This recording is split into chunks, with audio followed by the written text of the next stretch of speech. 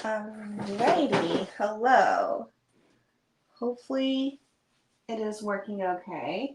I have a very active kitten around me. I'm starting just a few seconds early, just so we can all settle in. I know it's somewhat last minute. I posted it a couple hours ago over on the Facebook group and on my Facebook page. But it's a rainy day, and we didn't have any plans. And I was like, you know what? I feel like going live today. So hello and welcome. I also have a very busy filming week, which means I will probably only post one video. So this is a way for me to like still get content to you guys, but I don't have to dedicate time this week to post another video for the week, because we'll go through of what's happening starting November 1st. It's going to be a very heavy content week that week. So I'm excited that you're here. So I'll let everyone settle in. We do have a giveaway happening this time around, and it is open international, except for like the few countries that I can't ship to legally. So, but as far as I'm aware, most of you are fine. But it is international. So the puzzle that we are giving away is somewhere. Oh, Miss Penny dropped it. It is this one here from Flipsy. So it is Haunted House. That was appropriate since this is more of a Halloween themed live. So this is the brand where you do this puzzle, and then on the opposite side, it is it's like a mystery. It's a surprise. Some of the ones from the haunted side are very creepy, to be honest. I did one that I was like not a fan of what was on the back side, but it was still a fun little surprise. So this is the giveaway item. Please make sure to share your favorite puzzle from the month to enter. And I will have this open up until 1 p.m. tomorrow. That way those who are watching the replay, due to just time differences, they still have the option to participate. So there we go for that. But we have a lot to discuss, and I don't know how long this is going to be. But thank you all for being here. And thank you, Judy, for letting me know that the sound and picture are good. I will say this is one of the first few times I've done a live up here in my puzzle space. And sometimes our internet sucks. So hopefully it stays fine for the majority of this live, but we shall see. Also, as you guys can see, I do have two angles today. So when we get to puzzling, you guys can see my phone is currently my mic. So that's why it's still on the view for you guys to see now, even though I'm not puzzling. So I'm going to move you guys back from the computer because we actually have some things to talk about before we get to puzzling, and I don't know which puzzle I'm going to do. I have 5 or 6 options for you guys to choose, and we'll get to it. But the reason why this week is crazy is because I'm currently filming and getting ready for my Advent series. If you're new to the channel, my Advent series is something I've done since the very start of my channel, where like the first week of November, I just do a bunch of Advent calendars. And I know it's one of the series that you guys love. I get asked about it all the time to make sure that I'm doing it again. So I am doing it for the first week of November, which means every day that first week is going to be Advent calendars. So I'm filming 6 different videos, which means it's a lot. It's a lot on my end, and I'm in the middle of filming them now. Some are still showing up, but I thought it would be fun to kind of show you some of the ones that have come in. It's not all of them, but it kind of gives you an idea of what is coming. And after this goes up and my replay is available, in the description box, I will put the links for them in case you're curious. I don't know if they're going to be available internationally, to purchase, but I'm excited for this year. And I will say there's a lot of brands that didn't do them this year or do new ones that have done them in the past because they already have ones that are still available. And in general, most of the ones that I've done in previous years are still available, but besides maybe just a couple. And so I do actually have a whole video on my channel from last year where I ranked I think it was like 30 different Advent calendars. And so it's a great way for you to see a whole bunch and really very minimal spoilers, because I know some people like the mystery. And so I'm excited for that video. And so it made it so I didn't have too many to really find this year. There's only a few puzzle brands that I saw do some. And so I got as much as I could. There's some that I did not purchase because of either funds, you know, some of them are more expensive, or because they're very similar to ones I've done previously from the same brand. So I thought, you know what, I might as well just get new ones that intrigue me versus just trying to get a ton more. So I have quite a bit here to share with you. Again, there's more on their way, and a couple I'm just keeping a surprise. So hello and welcome. And if you guys are new to the lives, sometimes I can't see your comments until it's been like 5 minutes. So if you're typing something and you see that I'm not responding, I'll eventually get to them. So feel free to ask like questions or comment on these or whichever. It just may take me a bit to see them. So let's get into first the stack that's near me. I also have a new package that just arrived before the live, so I thought we might as well do a little haul at the same time. It is not ones that I purchased. I've been trying to do really well with my no buy. I did buy a couple advent calendars, but that was because I had set aside funds for that series. So I was just waiting for October 1st. That's where a lot of the brands started to post them. And so I have been doing really good with my no buy, except for once. I was at Hobby Lobby with Dave, and as you can see, I have some Christmas decor already behind me to get set up for the Advent series. And so when I was there, I was getting some decorations, and we went into the aisle for puzzles, just because actually it wasn't for us going there into the aisle for puzzles. We went into the aisle because that's where the Middle Earth stuff is, and Dave has been getting into that new hobby. So we were already in the aisle, and I just wanted to peek.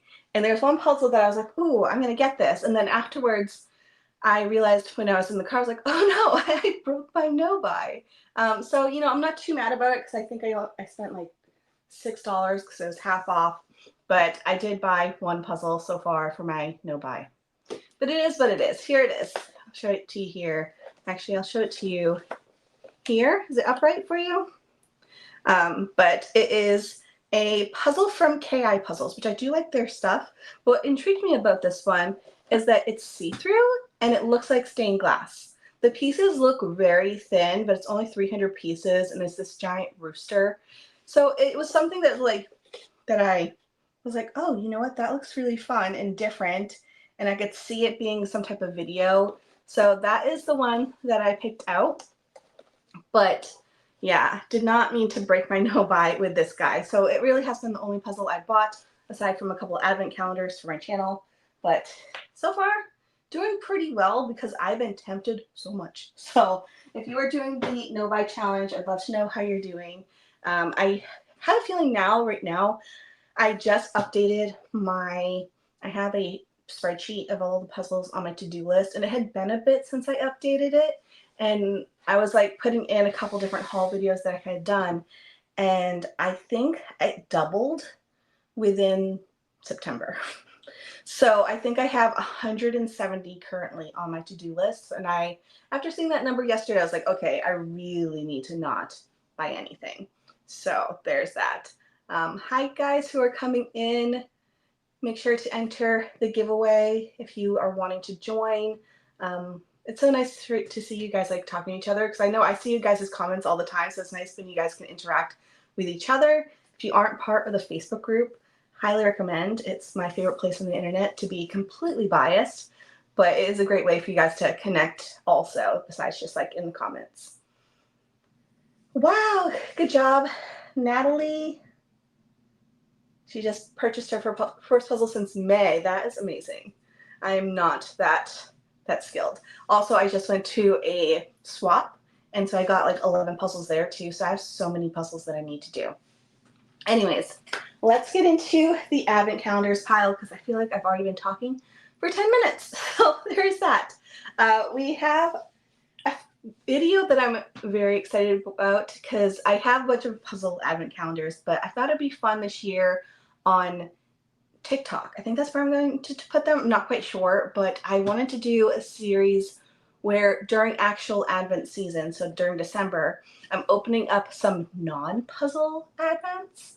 It's something that I've been really having my eye on. And I remember my first year on YouTube, I had my puzzles. I think I had 3 or 4 different Advent calendars, but then I also had a wine advent calendar. And it was super fun, you know, because it's fun that I don't need to do an activity afterwards. I can just enjoy the wine for the day.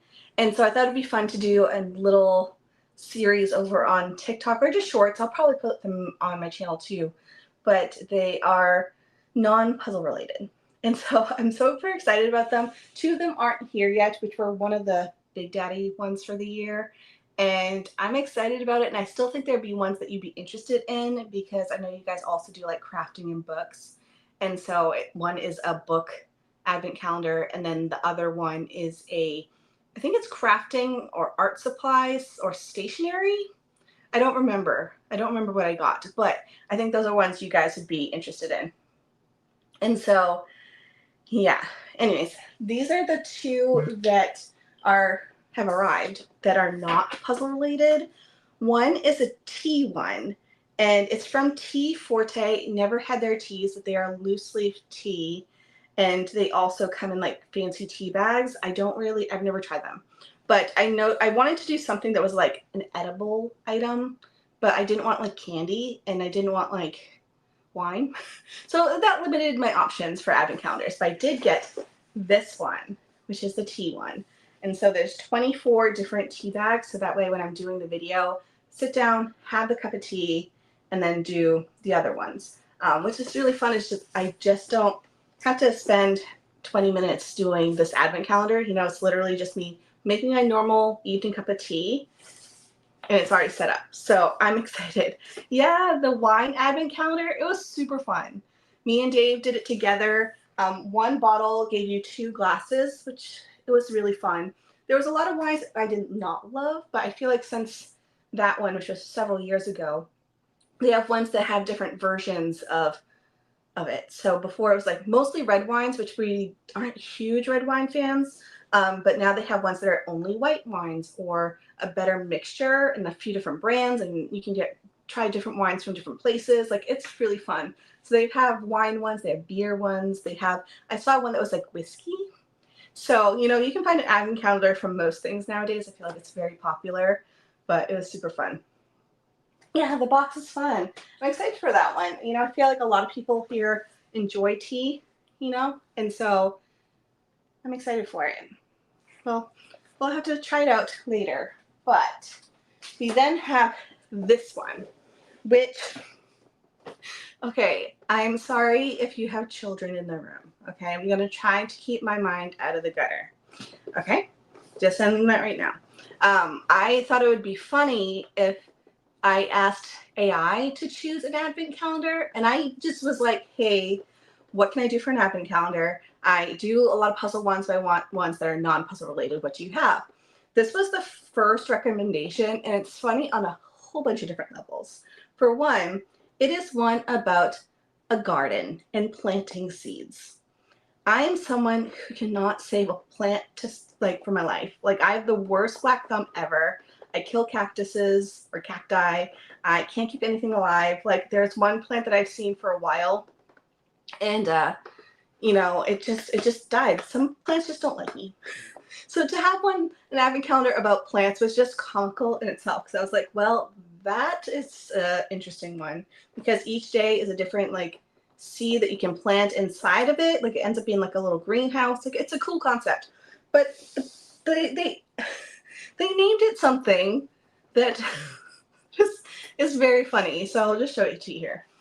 So it just looks very, you know, minimal. It just says Santa with his little plant, and it says advent calendars. But when you're actually looking it up online, and it might just be like a Alibaba stock thing that people are selling, they call it Santa's seed, which just sounds a little wrong, but it is fun concept. I don't know if I'm going to be able to make these things grow, but we shall see. I don't also know what's in here. I don't know if it's herbs or flowers. It looks like it might be flowers and herbs, and out here it has like a carrot and tomato and strawberries. So we might have a full-on garden by the end of this. Who knows? But yeah. Oh, you can't see it. I'll show it to you here. Sorry. The blue little thing is just to remind everyone to enter the giveaway. But it's cute, right? And it doesn't look as provocative as the name of it. And really, you only see the name when you're buying it. So there's really that. But it's fun. So we'll see. Yeah, interesting title. You know, it is very catchy, and, you know, marketing is a thing. But we'll see how this one is. It wasn't very expensive. I want to say it was like under $20 when I purchased it. So there's that one. So the other two that are non-puzzle related, one is a book one, and then one is a craft or stationery one, something like that. So yeah, I'm excited for it. I think it'll still be fun just to do the series is just me opening up those ones. And what's really fun again is that I don't have to like do a puzzle. I can just like open it, show you, and then move on. Now let's move into some of the puzzle ones that I've gotten so far. Again, some more are on their way, but gives you an idea of what's coming. So first up, we have some from Amazon. So the video concept is advent calendars I got from Amazon because there's so many, and a lot of them you will see are just like stock options that people bought and are reselling. You know, they just like bought in bulk and are just selling on their own. And so you'll see the same exact advent calendar from 30 different sellers, and they're all different price points. Like I actually saw one exact advent. It was $8 from one seller and $35 from another. So you really have to just like look to make sure you are getting a good one, because I will say some of them have questionable ethics or questionable quality. I've heard horror stories when it comes to some Amazon ones where it has the 24 boxes, but each day is just random pieces. It actually doesn't make sense to put them in order, you know?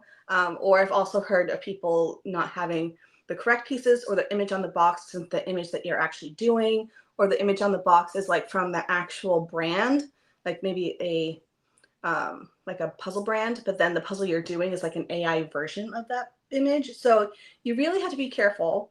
But I wanted to just get a couple to see what options are there, because some people may only have $5 to $10 to buy an advent calendar and they still want to do it for the fun of it. And so I just want to see, is it worth it? You know, because even $5 could be quite a bit of money for people. And I don't want you to buy something that is awful. But maybe $5 for an advent calendar is all you really need to spend. So I wanted to just give people options. So here we go. I'm just seeing a lot of comments coming through. So thank you for getting to writing. I just haven't been able to read them. But, oh, Haunted House by Boardwalk. I think I did that one. I don't know. That sounds familiar. I also feel like a lot of Halloween ones are called Haunted House. So I don't remember. I know I did a Haunted House one from Bits and Pieces once. I love the advent calendars. Thank you for sharing such cool ones. Yeah, it's been fun. I will say I'm doing awful with my Halloween advents or countdowns.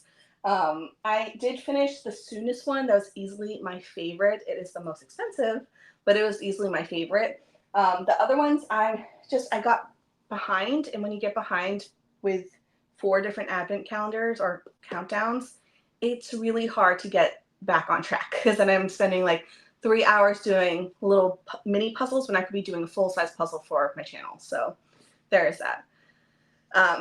But let's go into this stack here. So these are ones I got from Amazon. And this one here is actually the most inexpensive one that I found on Amazon. So it's only $4.99. So it's a great price point if it ends up working out. And we'll see how it is, because it's already in a box that is questionable. So this one here, I know I had one that was called Festive Fireplace, and I loved it. I loved it. This one is also called Festive Fireplace, but it's not the same image. So I don't know if they just like reuse the box design, you know? So there's that. But here's what it looks like. It is a little collage, and it's one where every day you're doing a portion of this collage. So you have about 42 pieces, it says so on the box. And at the end, you'll have your full image. They have so many different versions of this on the website or on Amazon, where it's the same exact label on the box, but the image is different, and a lot of them are AI or stolen images from brands. So it really is questionable when you're buying it. But I want you to just see, would it be worth $4.99? Or is it worth just saving your money and getting one from an actual puzzle brand. So we're going to explore that together, but I've seen some of the images people have given or some reviews, and we'll see. We'll see how this one is. But we are going to try that one. We then have this one, which I'm so excited for. Another similar concept where it's a 1,000 piece puzzle. It's from Disney, and I don't know if it's actually Disney. Yeah, it is a Disney branded item, which sometimes is atrocious. You'd think with a brand like Disney, they would know how to make quality products, but they're just doing it to get the money. So I'm curious to see how this one is because it's super cute. It is a Stitch advent calendar. So it's 1,000 pieces, and each day, again, you're doing about 40 pieces to create your 1,000 piece puzzle of Stitch and his friend. I don't know, I don't really follow Stitch, so I don't know who the other one is. But it's super cute, and I like the image, and it's going to be excited for Disney, which we will be going to. So excited for that one. And then I do have two more from this stack, which are from Buffalo Games / Seco. They are now the same company, and I'm sure these are made in the exact same place. Last year, I did get one from them, and it was the Dawdle one, which I got directly from Eric Dawdle's website. That was, I think, before he had officially launched with Buffalo Games or something like that. Hi, Mary. Hi, people who are coming in and going. Thank you so much for being here. But it arrived after the series had ended, and it was easily the worst advent calendar I had ever done. So I'm curious to see if they've improved things, because there was a lot of feedback online from people, because it was just a hot mess. So I did get two more just to see, and they did arrive on time this time, so that way I can show you guys. But we have two. One is Buffalo Games, one is Seco. Again, they're the same company, so most likely they are made in the exact same place. One is a Charles Wasaki one, and it's just a bunch of different images from Charles Wasaki, so I'm very excited for this one. And then I did get one that is Disney's Thomas Kincaid, but what's nice about this one is that it's not Christmas. There's maybe a couple more Christmas scenes, but the majority are just fun Disney scenes. And I do like to provide, even though advent calendars is definitely a Christian thing, people who are puzzling may also want to experience it, but not necessarily have Christmas images if they don't celebrate. So I like how that's an option. There are, again, maybe like 4 days out of it that are Christmassy. They're more winter. There's only one that's like mostly Christmas, but everything else is like just chill, you know, not at all Christmas related. So good option there. And then let's move on with others. Hold on, I'm going to get these down. I'm going to lock myself in. Okay, next up we have, do we put the puzzle pic on Facebook or just put the name? You can just put it here in the chat, like, what are you working on? Thanks for asking me, Nancy. She was just asking like how to enter the giveaway. You didn't need to show the picture. If you want to give a link to what you're talking about, that might help people see what you're doing. So you can do that, or you can just show the name of it. That's fine. But I'm doing a video that is a sponsored video, and you'll have to apologize that there are several videos coming soon that are sponsored, so it's going to look pretty heavy, but that's because I'm doing a lot of content, and it just ended up, the dates ended up lining up where they all are kind of, they're close together, but then it will die down. So I'm just going to apologize now, because I know that's something I don't love to do, but also my Advent series is expensive. So one of the videos that I'm doing are more bougie ones to see if they're worth it. So I used a lot of my funds from the sponsorship for the video. And so this is one of the few more that are on their way that were expensive. You know, the ones from Amazon, usually between like $20 to $30. These ones are over $100, so it was a very expensive video to get. But I did get one already, which is by Reverie. I did get it from Puzzledly, and I think I got it 20% off because I bought like a few things at a time.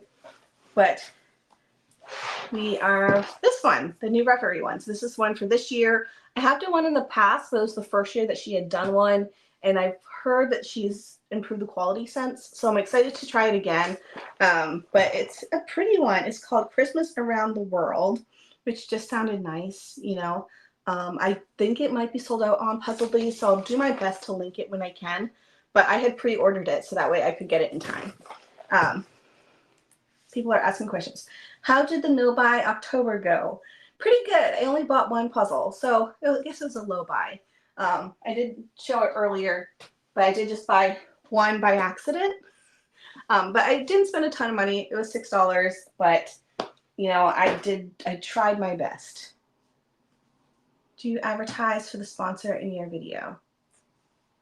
I'm not quite sure what you're saying, but they're brands that I already love already. So one, just to be transparent, is Eurographics. I have worked with them in the past, absolutely love their stuff. And I love when the relationship is very organic, where I originally was just a customer, loved it. So a few years ago, the Eurographics advent calendars were my favorite. They have been for a few years. And so the first year I bought them myself, loved them. The next year they gifted them to me because I was already doing the video anyways, but it wasn't the sponsorship.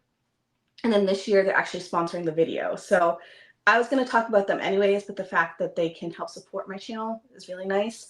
And they just gave me a few other things to show in that video as well. And then the other one, you guys know All4Jig sponsors my channel. So the one for the very expensive one is by All4Jig. They helped support that video. So, you know, again, brands that I already love and use anyway. So it just helps me do really big projects like my Advent series. Hope that makes sense. Anyways, so that's the Reverie one. Next up we have is this one. I'm excited for this one. Also, during Advent week, which is starting again November 1st, there will be several giveaways in that week. So make sure to watch those videos because they actually sent me a spare for this one. This is Revit 3D, not sponsored by them, but they did send it over for me to try. It's one I was going to purchase anyways, but then when they reached out, I was like, oh, perfect. So this one here is cool because it's 3D. And then when you have them done, they're like little decorations you can put around your house or put around your Christmas tree.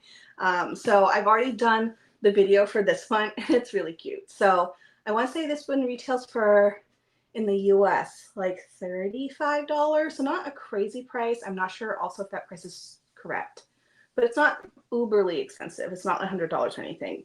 I will say it is expensive if you do it for Canada. So you could always buy it.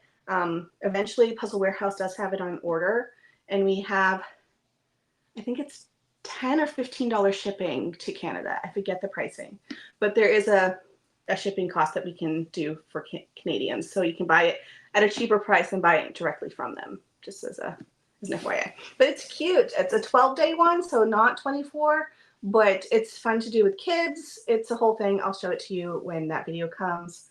But I like how it's kind of like decor and an advent calendar. And it's not committing to all 24 days because you know what? 24 days in a row doing Advent can sometimes be overwhelming, especially if you have like a busy day, you know, and you have to go home and do your Advent calendars. Maybe you just don't have time. So sometimes 12 is better than the full 24.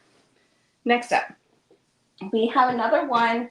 I got a few from Eurographics this year, and I wanted to show you this one because, again, it's not Christmas. And so for those who are wanting the experience of an advent calendar, or maybe you want to do it after Christmas season because it's just too busy of a time, this one isn't Christmas related. It's art. So it's called the Fine Art Christmas Calendar. So it's 24 days, exact same as they have in the past where it has the drawers and such.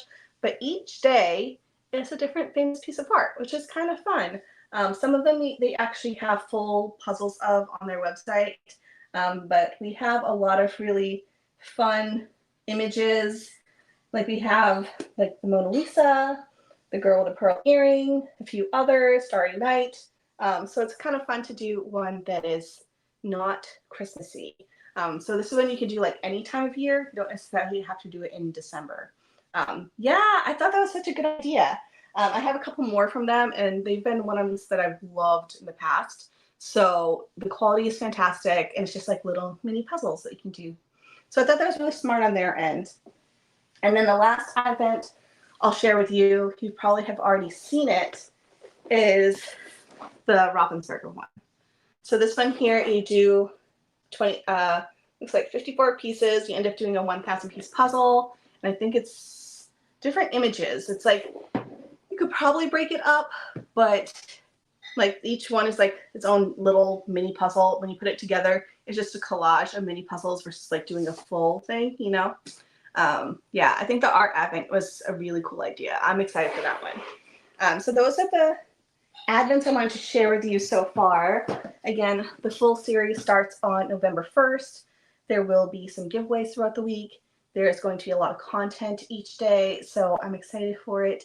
And these are very time-consuming and extensive videos to film, so I'm so thankful for channel sponsors for that series. But I also know it's one that you guys have loved, so. You know, sometimes the advent calendars are just fun to do when you receive them. You don't necessarily have to do one each day. You can just open it each box, do the whole thing in one sitting if you wanted to, which is fun. So let me move things out of the way because I have another box to open, and eventually we'll get to puzzling. But let me move this stuff and we'll continue on.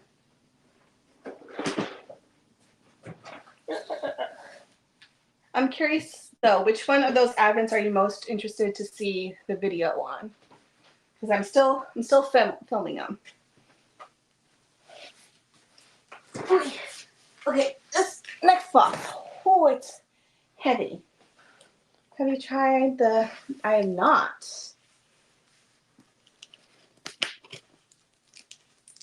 Yeah, I think the art one is one of my favorites too. Sorry, I'm moving that so that way you don't see my address.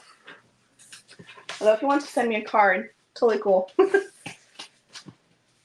Okay, I didn't bring scissors out for this box.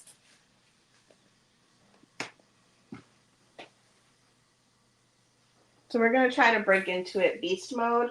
Oh, maybe I'll do it upside down because there's only one piece of tape that way. We'll do it that way. So this box, pushing it this way. Nice. This box is from a new brand, and they had apparently reached out to me. I sometimes just don't see my DMs, but then they had reached out to Puzzle Warehouse, and apparently I was in that email thread at the end where they were like, oh, hey, we're going to start selling them, and can you send the samples over to Emily? And I was like, what's happening? So I randomly the next day got this giant box of puzzles from a new brand. And I did look at their website, and I will be very transparent. They are mostly AI images, but they say that they make sure to doctor the images or make sure they have like an artist's eye on the images. So that way you're not getting like a giraffe with 5 legs or a flamingo with 3 legs. You know, they're making sure they're still like puzzleable. We'll see. I know there's very mixed feelings about AI in puzzles. I will say I don't think it's going away anytime soon because they are selling like hotcakes. And I do feel like there is a place for them, but I do not love when they completely copy an artist. Hope that makes sense. I actually have a blog that I did recently for Puzzle Warehouse that I'll link somewhere. But it does kind of give my thoughts on the topic. I'm just saying it here because I've always tried to express it in a video, and I feel like it just doesn't come across well when I'm trying to explain it. But for me, I do love supporting puzzle artists, and I make sure to mention them whenever I can on my channel. But I also feel like there is still a place for AI and how it's a new tool that some artists have used where they may adjust the image that it gives you, because even artists themselves are using it as a tool. I don't love when a brand is solely AI, and I don't love when they are copying a specific artist. But I will also say that puzzle doctoring of an image is not new. And so an artist may do an image and then they go into Photoshop and they move things around and they add different elements. And so Photoshop and stock images has been a thing for years. And I just feel like AI is another tool for artists to use. So I know I'm very mixed because some of the images are just fun, to be honest. So I will also talk before you use puzzles, but I just want to give you that information. So I know it's a hot topic right now, and those are kind of my thoughts on it because I love trying new brands, and it is what it is. I don't know how else to explain that. But let's open this up. We have all 10 of the images that they carry, and they are pretty cool. So let's go into it. The brand is Final Piece Puzzle. What's it called? Final Piece Puzzles. Okay. They are newer. They are cool looking. So here's the first one. I don't know if I'm going to do a video on these anytime soon, but I just want to show you them since I just got them. But this one here, it says it's a satin finish. They again have 10 images. They all look very interesting, I will admit. But this one here, it's cool. It's like one of those like papery, spirally ones. I've seen the style of image before. I don't know the name. Oh, number one is Golden Lion. I will also say, I'm just responding to someone who said, if the artist name is not on the puzzle, I don't buy it, which is fine. I'm just saying sometimes also because of the different contracts with artists, their name might not be shown, even though it is artist-based. We know that sometimes it'll show like the agent that they're working with, like Goodway Puzzles is a licensing company, but depending on the image they may, or the contract, they may be the artist, but they aren't shown on the box. I know that happens sometimes with like Eurographics puzzles, where it is an artist, but for some reason or other, they're not on the box. And then some things are also stock images, which an artist has given to a place, say like, what's the one? Shutterstock, where a artist can sell their image to Shutterstock, but then they're not going to be on the puzzle. So it is what it is. I don't know. There's a lot of different things about it. Next up we have is this one, which is interesting. It's called Great Wave. So that's number 2. That one's fun.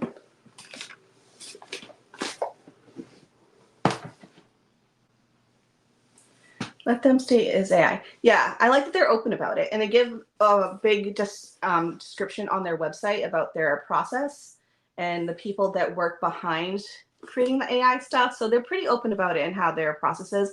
I don't like when they're trying to pretend it's not AI. For example, what's the brand? Crown and Glory, is that the name of it? Where they made up fake artists. And so it made it seem like there was artists, but it wasn't. So that is a no-go. But if they're like, hey, we are using AI, it is what it is. At least they're being transparent, you know? This one's cool. It's called Sea Turtle. I like that one. Lots of blue, not gonna lie, lots of blue. This one here, I like this one. It is Queen of Pop, and it is a Audrey Hepburn image. Very interesting. Okay.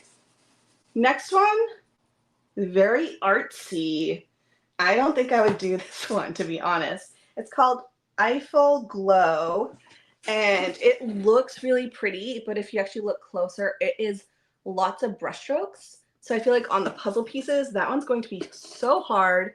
It's also very dark. So to be honest, this one, not quite my style, but it is pretty. Yeah, I do prefer artists over AI. They're fun to do on occasion, though. This one looks like a computer-generated thing. It's cool looking. It is called Santorini, which here you go. That one's pretty. I like the white, but I don't know if I'd like the white in a puzzle. You know. So there's that. I need to put some of these back, and I have 4 more to show you. Yeah, I don't do well with brush strokes either. I tried a couple recently. I don't remember which one it was, but yeah, I'm not very good with them. We then have this one. Ooh, this one's dark, but I like it. I would like it in a 500 piece. I don't know if I'd like it in a 1,000 piece. But this one here is called Arctic Aurora. So that's what this one looks like. It's pretty. Again, it's one that I'd like in a smaller piece count. This one I think might be one of my favorites from them. It looks like it's wooden, but it's obviously AI. But it's called Bear Country. I like the colors of that one. I think that one's my favorite so far. This one here is it's called National Parks. And oh, it's fun. It's just poster images of all the national parks, which is fun. I feel like I want to like critique this one to see if they actually have all the national parks on there. You know, like were they that observant? Because a few of these I haven't heard of, but maybe I just don't know those ones. And then, yeah, Bear Country's pretty. And then next, finally, we have this one, which is cute. It looks like stained glass, and it is just called Sunset Giraffe. So this one is, I feel like, is going to be super popular. But those are the puzzles. I will be honest, only a couple of those I would actually do, but they sent them all. We'll see what we do. I might donate some that I'm not expecting to do, but there we go. Those are the puzzles. Ugh. Okay. I catch up on a few different comments, and then we'll vote on which puzzle you want me to do today. Let's see. The giraffe one is super cute. And the Bear Country. Yeah, those are my two favorites, I think. A lot of the other ones are either dark or they're like styles I don't see me doing. I think if there were 500 pieces, I'd be a little bit more apt to do them, but I can't do 10,000 worth of pieces, you know. But yeah.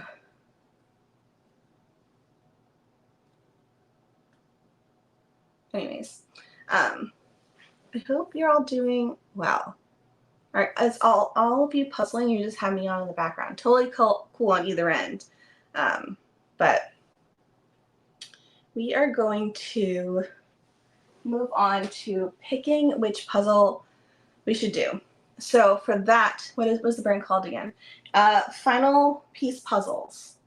They're very small and tiny. They just started, so it's the first collection of theirs. Yeah. Let's see. Puzzles. I think I might switch you so that way you can see here. So I'm gonna switch you. I think it's just this. Yeah.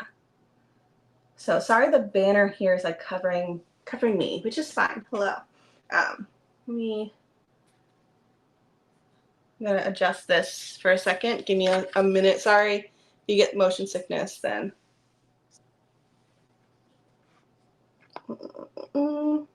Just noticed some of it's like blocked out. There we go. Okay. Yeah, that one did remind me. There's a few that I'm like, that looks similar. You know, you can see where the inspiration came from, and that's when I'm like iffy on using AI for artists, you know? Like some that look like straight up digital and like crazy. Like I get like it's something you probably wouldn't see from an artist. But when you're like, that looks very similar to this person, that's when I'm like, no, we're not about that. So let's go into the puzzles that you can think about. I have a few here, so let me show you them and then you guys can let me know which one you want me to do. First up, we do have the actual one for the giveaway. I do have a spare that's new, by the way, for the giveaway. But it's, since we're doing maybe a Halloween themed, we could do this one, which is by Flipsy, called Haunted House. So this is the one, again, for the giveaway. You just need to mention in the comment, like, what you're working on or what your favorite puzzle is for the month. We have that one. We then have a Bits and Pieces. So we have a set. And so we have 4 different images. The one I was considering doing is this one here, which is Haunted Farmyard. It's a bit dark, so you may not be able to see a lot of the detail. So that might not be a good one to do, but an option. We then have this one, which is this way. It's Scarecrow by Boardwalk. Super cute little Halloween puzzle. I did Boardwalk last time, so not sure if you want me to do another one, but I got this one at Costco for like 10 bucks. Next option, I know there's a lot of options, but I really was not sure what I wanted to do today. This one I would not be able to complete in the live, but we can start it and I can see how the quality is with you guys. But it is from Wonder Forge, which is like a Ravensburger brand. And you can get some of their puzzles so inexpensive on Amazon. They're an Amazon exclusive product, and they sometimes retail for like $5 if they're on sale. So a great price point for a puzzle in general, but for it to be a Ravensburger puzzle. I'm curious, you know, it's still made in Germany, so I'm expecting them to be in the same place. Anyway, it's this one. It is called Pumpkin Trick or Treat, which is cute. Lots of different puppies with different Halloween costumes. So it's cute. I actually was Raggedy Ann. Sorry, I'm looking at these images. I was Raggedy Ann a few years in a row because the costume fit me for a while. So there's another option. We then have, I was like, ooh, or we could do something that is on like my to-do list, like what I need to do. So we could, I'll put in also, if you wanted me to do just like the countdowns for Halloween, we can do that one. We have the travel one. Anyways, that's an option. But we also have a couple other interesting things. So this one, again, I would not be able to complete in the live, but I want to share it with you. It is a 5,000 piece from Eurographics, and I need to do the first section. So that's an option. This one is called World Wonders, and I don't know how it's broken up, but I'm guessing like bag 1, 2, 3, 4. It's in 4 bags of 1,200 pieces. So that's an option to start that one on the live. And then finally, the last one is a 3D puzzle from Eurographics, which is a bookshop, but I'm not grabbing it because it's far down. So that's an option too. So let me know which one you would like me to do. That was a lot of options. Maybe that was too many options. We had like Flipsy, Bits and Pieces, Wonder Forge, Boardwalk, or something from Eurographics. So I'll let you guys talk it over as I sit here. I should have brought a bottle of water up, but I did not. I am surprised I don't have a Miss Penny. She has been very active. Last night, sad day, she hasn't gotten on my puzzle board at all unless I'm sitting here, because when I'm sitting here, she can climb up my leg and get up here. But last night I left it unattended, and my Gilmore Girls 3D puzzle was affected in the middle of the night, and I don't know where the truck went. So I noticed a few pieces downstairs, so she's traveled all over the house with those pieces. So we'll see if they come up, but it's a sad day. I think I need to officially either close this room during the night.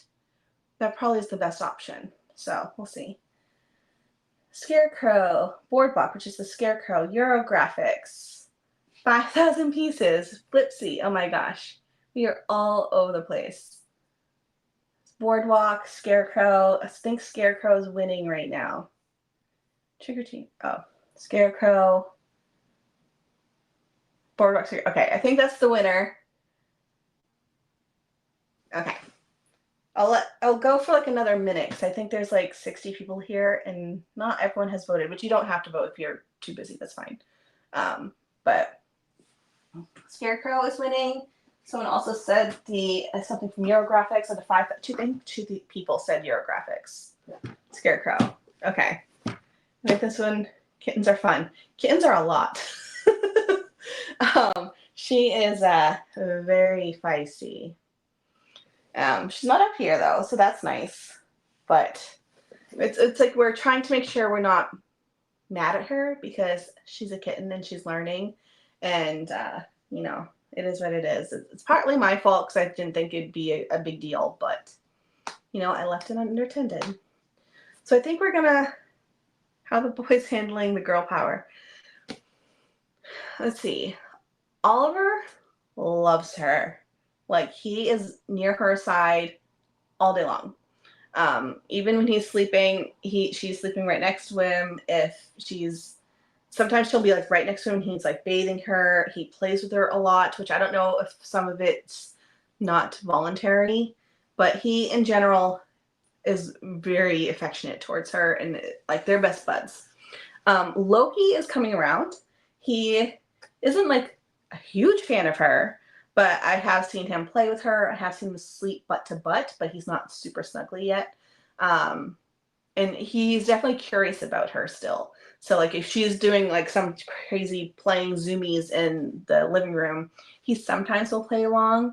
And then sometimes he's like, please get away from me. So he's adapting, but I think she's just a lot, to be honest. So we are gonna go, I think, into the Scarecrow puzzle from Boardwalk. I'm just going to grab my sorting trays, not to really sort, but to hold pieces. So we'll do that. I think I only need I don't need all of these. There's too many. But I'm going to put on the screen a different banner. So just as a reminder about the giveaway, I'm switching the banner out so that way I can have the puzzle that I'm doing here instead. So that way you guys can see. Oh, and it also makes it so you can see me. Hello, that's exciting. But I know people will ask. So there's that. All right, let's get these. Okay. I don't have a plan for this one. I'm assuming the moon is going to call out to me. Maybe that scarecrow that has like the mummy costume on it. We have corn down here with like a lot of different critters with, I don't know if you're gonna be able to see them, but there's like little ants and grasshoppers on the corn, and they're all holding like little Halloween pails. Oh, and then, sorry, I'm just realizing like what's in this bubble. You also have like some mice who are like sharing a lollipop here inside his pocket. This is super cute. We also have this like other mouse who has candy corn. We have the crows in costumes, and the scarecrow is not helping whatsoever. So there's that. Let me open this up. It's really tight. It is a cute puzzle. I'm excited for this one. Good choice, guys. I was wanting to do something Halloweenish, and I'm really glad you did not vote for Flipsy, because sometimes the backside of it is just not nice. So, and I feel like their first round was like really creepy. So, I'm going to put there. Actually, I'm going to put this, you're not going to see it, but it's going to be here, so that way we don't need to take out a box top holder. All right. Are you guys doing anything for Halloween? We are not. We're staying home, but we are gonna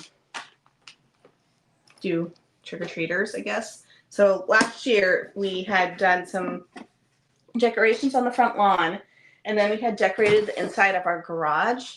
Not super crazy, but we had like lights, and I had a table out with a Halloween tablecloth. Sorry, that took me way too long to make that. And then we had a big cauldron with something in it. It had some type of candy in the cauldron.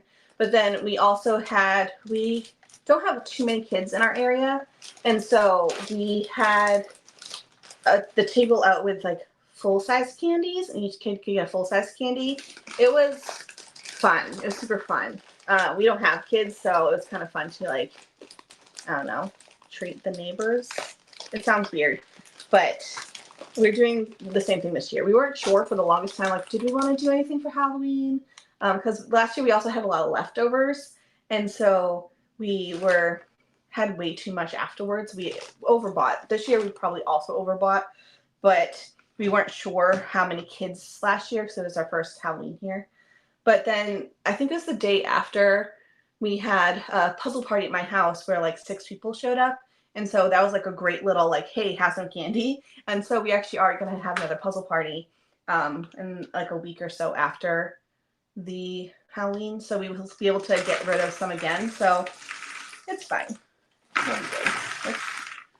take these out. I don't know if I really needed the 4, but we'll see. Okay.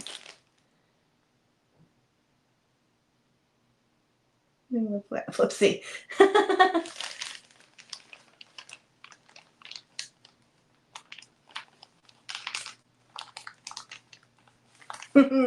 I've not seen the image. Okay. Okay. So.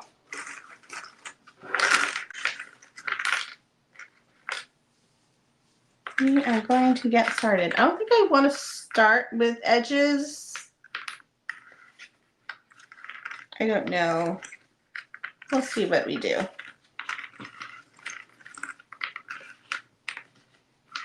Maybe I do want to start with edges. I'm not sure.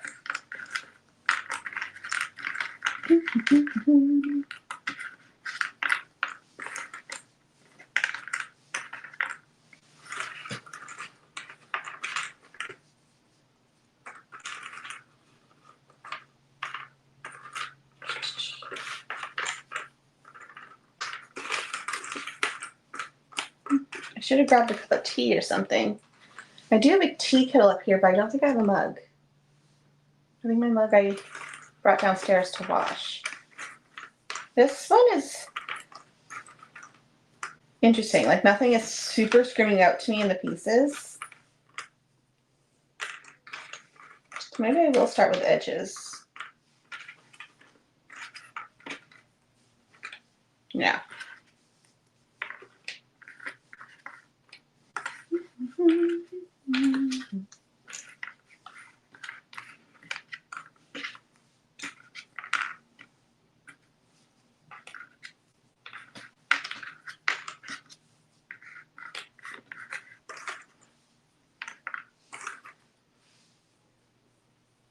Give some of the 10 puzzles away to Paul's party. I could. I mean, they're the same people who come all the time, so they just grab whatever puzzles. Usually I have like a pile of puzzles that they can choose from. Most of them are my team for nationals and other competitions. And then I have to see who else is coming, but probably do something pretty soon. We hadn't talked about it in a few weeks, so hopefully it's still happening. If not, something will probably happen in November because people have a slower month besides like Thanksgiving week. But we'll see. It's fun though, having like people over just chilling, doing some puzzles. We'll have like snacks, and usually I get lunch together. It's usually at my house because we have the bigger room downstairs with a big puzzle for people, or a big table for people to use. So I'm always welcome to go to other people's houses, but it tends to be my house because I have the space for it. But I haven't had one in a while, and it would be fun to see everyone again. We are going to, we already have plans for 2 speed puzzling competitions next year.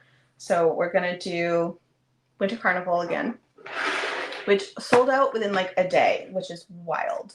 So we're going to go to Winter Carnival in St. Paul again. It was super fun, and this year I am going to be staying in the actual hotel where everyone was. So that will be fun. Last year I stayed a little bit further away, which I got my steps in, but it was a very cold walk because usually I would stay there until later because downstairs there is a giant like lobby with a bunch of tables, and puzzlers took over. So if you weren't competing, you were in that room puzzling and hanging out with people, which was like the best thing. There's so much more social aspect than most other events. And so I do plan on staying actually at the hotel this time to be a little bit warmer in the evening because it was a very cold walk. Also, that way I can like hang out a little bit later, and it should be fun. I'm excited for it. So my team is going there, and then we are going to nationals next year in Atlanta, which might be mostly work for me. I'm not quite sure, but it'll still be fun. I'm not sure about any other puzzle events, There's a puzzle cruise that I'm very tempted by. The only reason I'm hesitant is because we've already done the same cruise 3 times already. And so we are considering it because it's out of Seattle and it's in July. And I was like, oh, that sounds so tempting to do this puzzle cruise because it just sounds fun. You know, last time I went on the cruise, we did a lot of puzzling, but no one else puzzled with us, which was kind of a bummer. I was hoping I'd meet people on the ship, you know, but I'm tempted, but it's also a very expensive trip, you know, but we don't have to fly. I don't know. We'll see. And then, of course, we'll probably do Puzzlepalooza. No, well, I will be at Puzzlepalooza again next year for Puzzle Warehouse in St. Louis, and then I'll be at Portland again. So lots of puzzle trips next year, which should be fun. I don't know if we'll do Worlds. I don't know what's up with Worlds right now. If it's at the same place, no. If it's at like in Germany, maybe. Me and Dave do plan on going some type of like big vacation because that's our 15th wedding anniversary. So we might do something international, but we're also considering going to Hawaii for a week. Like that sounds amazing. So we'll see what happens, but Hawaii is a lot easier for us because it's just a nonstop flight to Hawaii from Seattle. So that would be nice.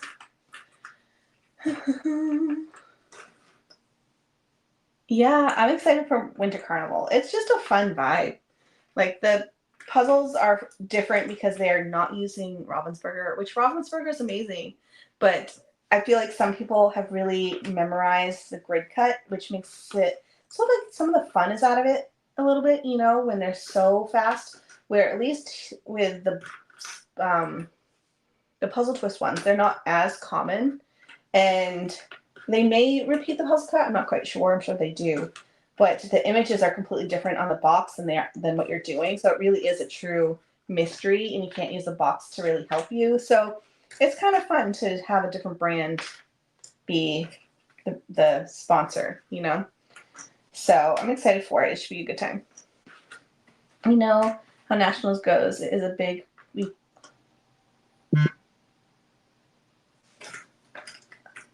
I'm excited for Nationals. It should be fun. I'm considering taking a longer trip for that one because I really haven't done too much in Georgia at all.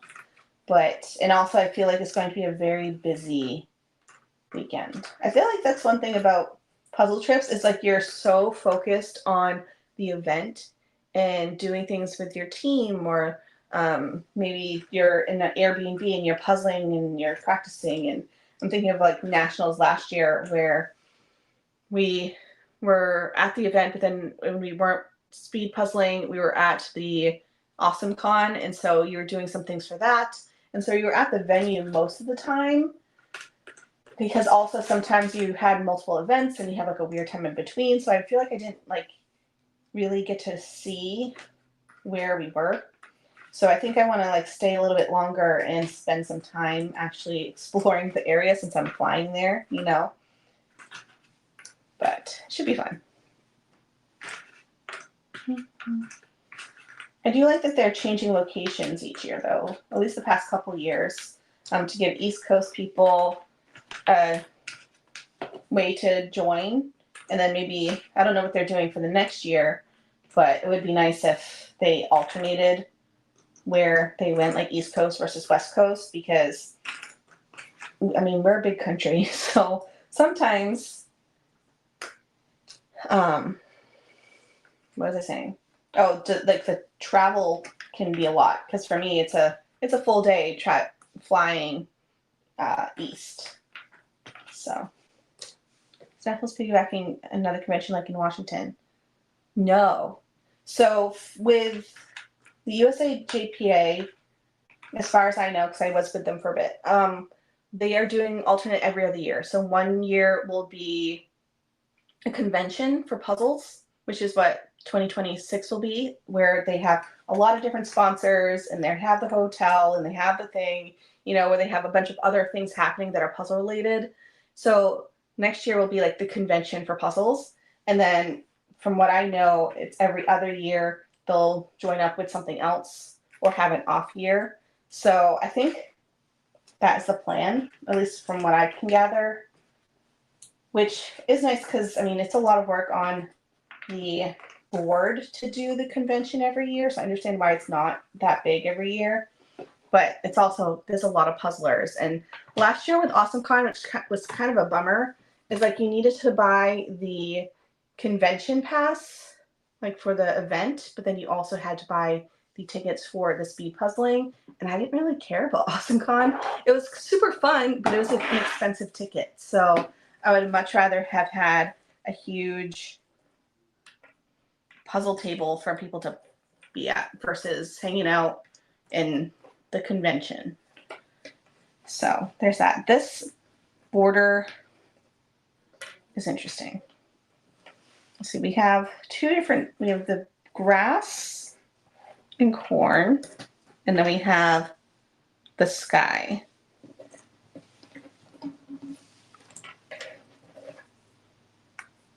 Yay. Mm-hmm.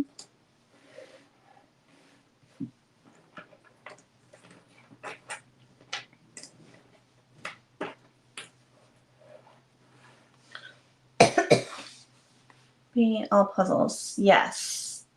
Yeah, Georgia is all puzzles this time, which is super fun. So when they had it in San Diego, you had like the event, which is like the speed puzzling stuff, and then you needed to buy a separate ticket to be a part of the like convention side of things, which was worth it for me, but it was a pricey ticket, but there was a lot of stuff included.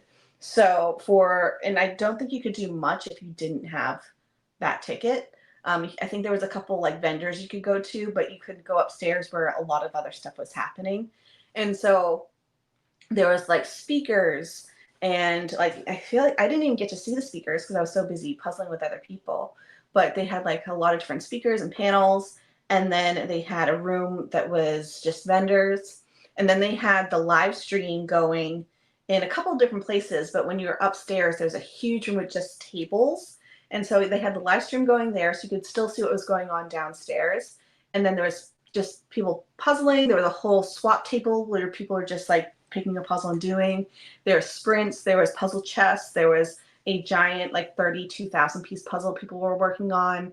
There was a lot of giveaways, but then they also had your lunches were provided. One day the dinner was provided. So there was a lot of stuff that was included with the ticket price. I don't know how it's going to be this year, but I feel like it was worth it because I really didn't have to like leave the place because all the food was there, which was nice. So again, don't know what's happening with this time, but I liked how it was you didn't really have to go anywhere if you didn't need to. Let's see, what's this? Oh, it's this pocket. I feel like I'm going to be very slow with this puzzle, so I'm not sure if I'll finish it in this, but we'll at least make a good attempt. Mm-hmm.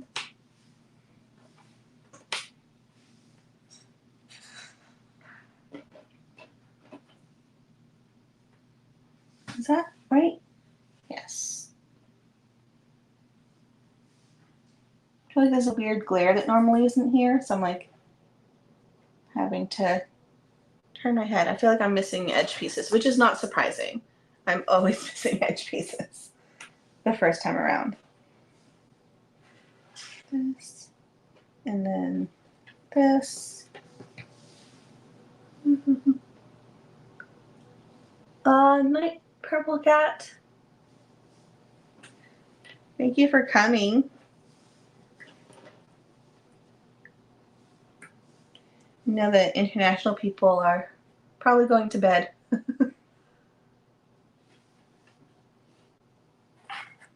thought I just saw one of these. I did. That's one thing I loved about I did a couple 24-hour lives. It's been a bit since I've done one, but it was fun because as people were going to bed, new people were waking up and hanging out, and it was super fun. Again, it's been a while since I've done one. But that was one of my favorite things. It's like people in Europe were just signing on, and it's like 2 o'clock in the morning, you know?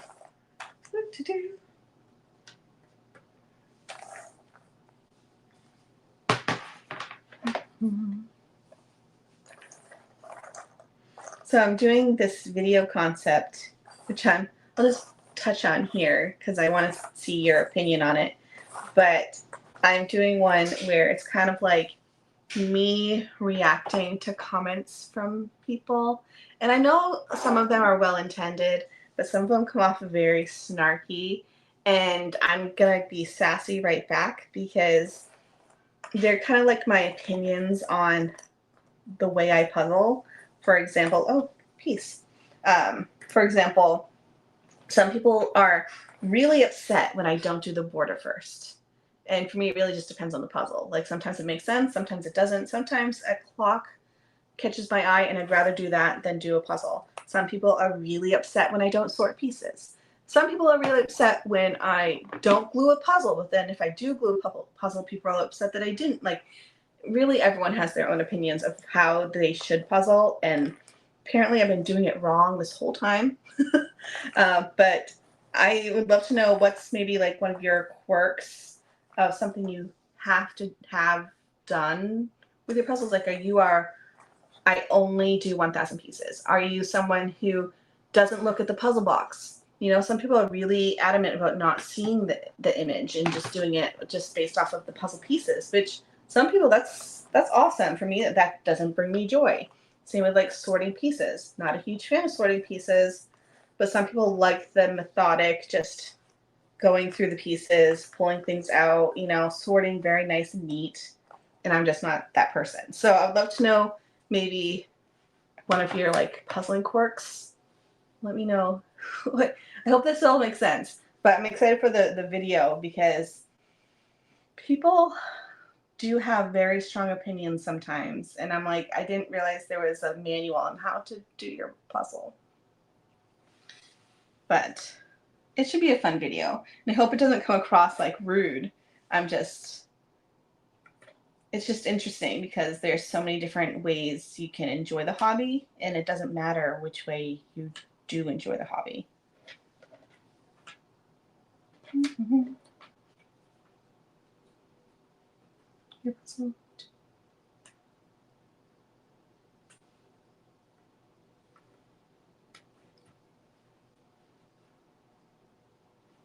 Mm-hmm. Also, some people get really mad when I only do, say, for a few days. Oh, hey, I found this piece. Like sometimes I'll have trends where I do like 500 pieces or under for a while. And sometimes that's due to me having RA and being achy. And sometimes it's just because I really like the image. It doesn't really, really usually more on puzzle image than size, you know? I don't really care whether it's puzzle, except maybe while sorting, don't throw pieces into a pile. Gently place it in the pile instead. Yeah, a lot of you guys are also amazing, and you're just like, she does what she does. So some people are very upset with things. I will say, I have, and I'm 100% biased, but I really do feel like, because I see some comments for other people, not necessarily in the puzzle world, but I watch a lot of other YouTubers, and I really do have like the best subscribers. Like very seldom do I have a bad comment. Maybe like 1 out of like 1,000 will be a snarky comment or something mean. But most likely I have like really positive, just enjoying the hobby thing, which maybe it's just the hobby in itself. But I really do think you guys are amazing. This says here, yes. Let's see. I just started watching your future channels 2 weeks ago. Hi, welcome. I'm glad you're here. If you're on Facebook, join the Facebook group because it's awesome. It's like no drama. We have like lots of different games happening. It's called Casual Puzzlers.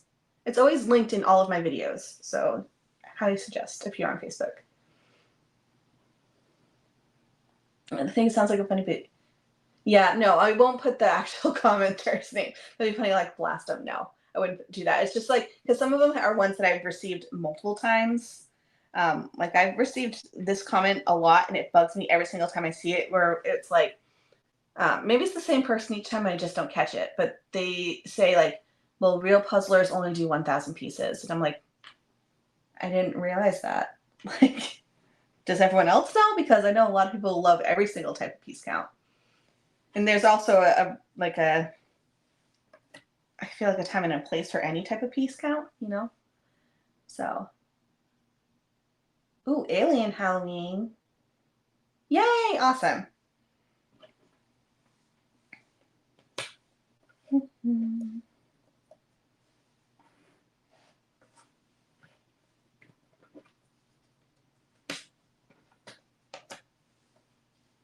Okay, making progress.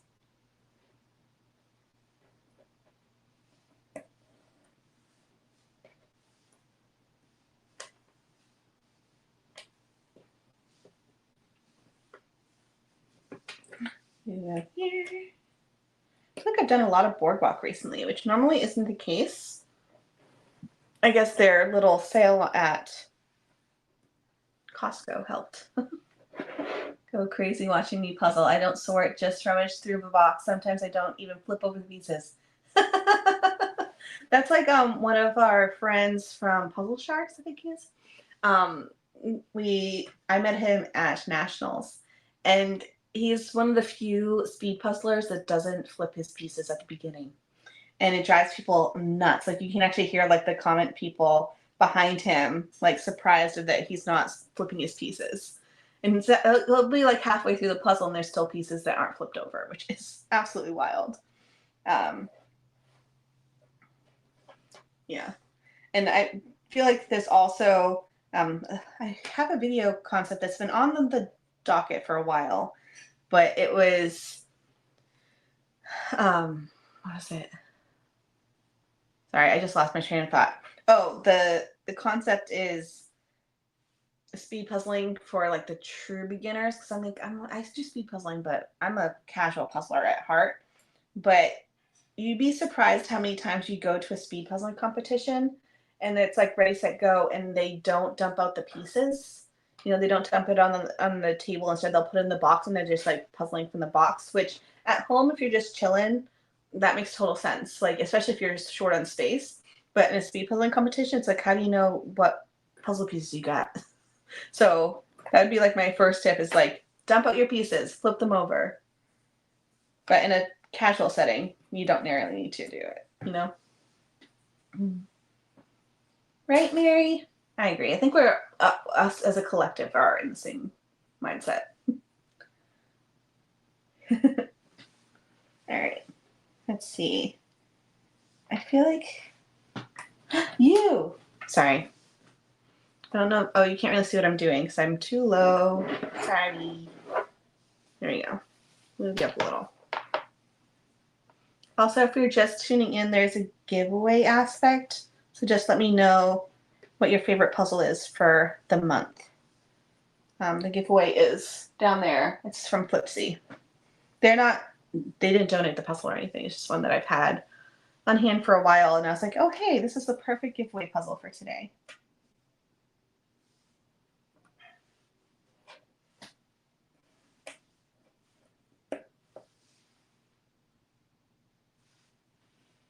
That was such a good deal at Costco. I kind of want to go back to see if there's more, because for my Costco at least, they keep having new palettes worth, and it's completely different images.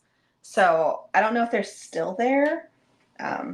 Normally our Costco doesn't even have like a gift section, like with books and such, but all of a sudden it just happened, and so I'm curious to see if there's more. Do I need more? No, because I'm again on a no buy that's doing really well, but I also feel like I'm at the part of the no buy where new puzzles are not coming in as often, because before, and I knew this was going to happen, but a lot of puzzles came in the first couple of weeks of October because of brands and such. I didn't buy them in October, but they showed up in October, and now I'm at the point where I'm like, oh, now I need to wait for new things to come in. And also we're still in the habit of saving money right now because we are planning on going on a trip to Disney for our Christmas present, but it's for Thanksgiving week. We're kind of up in the air at the moment because Dave's job requires the government to be open. Right now he's fine until January 1st, but if it's longer than that, which hopefully it's not, we'll see what happens. So we're like, should we go on this vacation? Are we going to be fine? Like everything's just up in the air. So as of right now, it's still booked, but we'll see. Oh, hey, this goes here. Mm-hmm.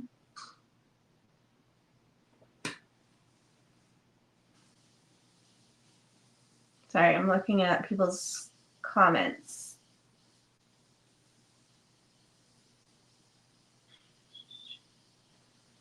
Mm-hmm.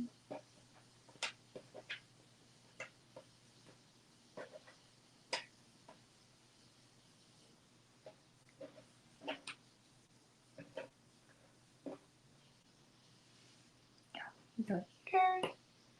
Oh wait, this goes. I think it's this one.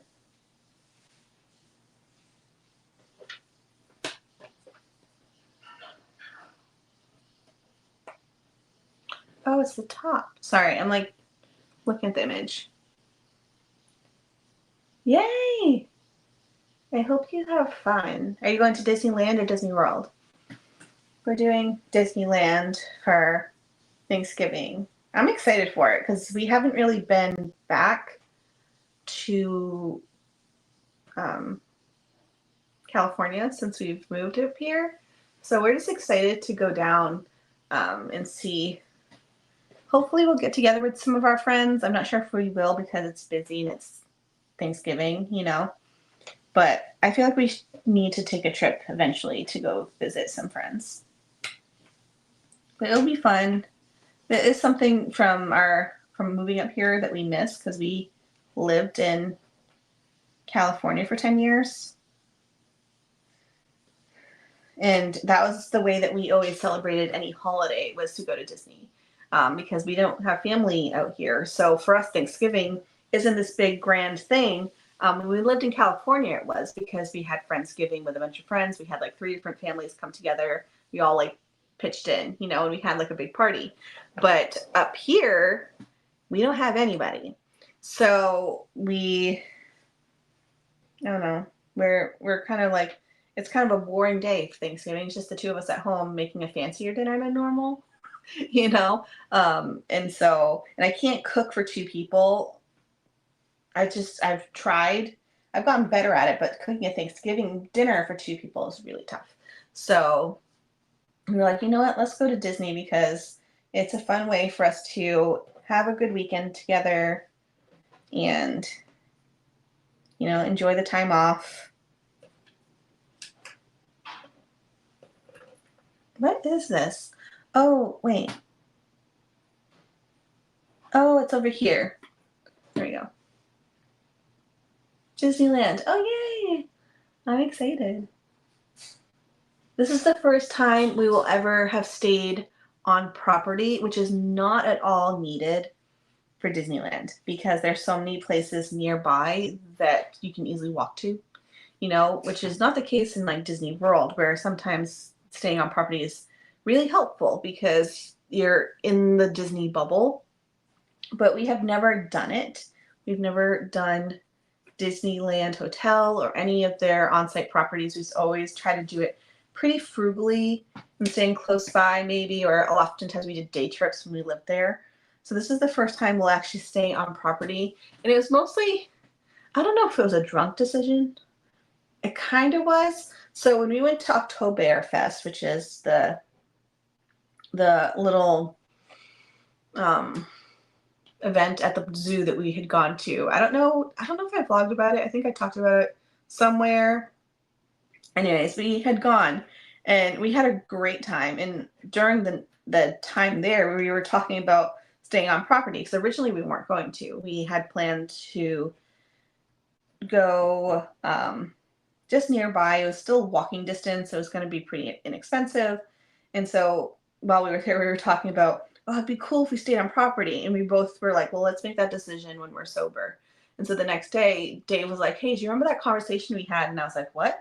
And he's like, oh, we were talking about staying on property. And so we were like hemming and hawing for a bit. But we were like, we've never done it. And this is our like birthday present, Christmas present, like anniversary present, like all mixed into like one vacation. So we're like, oh, let's try to do it. So I think we're going to do it. We did book it. So we'll see. But it should be fun just to be on property. We're going during the candy cane days.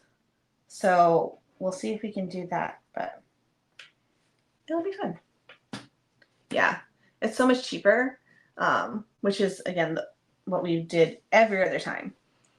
So I'm still like a little nauseous of how much we spent on a room because we could have easily saved a lot of money and still had a great time. But we also were like, well, we don't typically stay open to close for Disneyland because we always lived close by.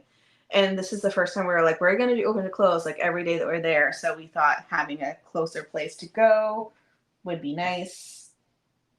We'll see if we ever do it again. But I think this is like a one and done for Disneyland. I feel like I'm missing some pieces, which is not surprising. You go over here.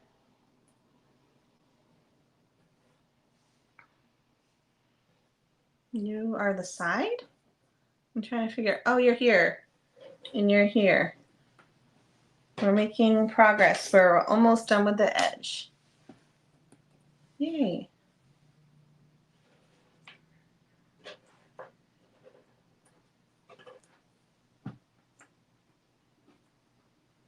Go here. Let's see. My quirk, no pieces overlapping in the sorting tray.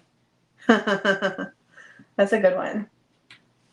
I'm someone who, if I do end up sorting by piece shape for like maybe a trickier part of an image, which doesn't happen often, but sometimes, you need to, I have to make sure if I move a piece from that space, I have to move the other ones to make sure there's no gaps, which I've learned over the past little bit. I was like, oh, I don't like when there's a break in it.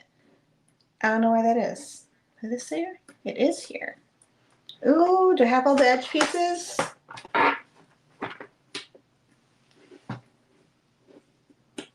Yay! Nice.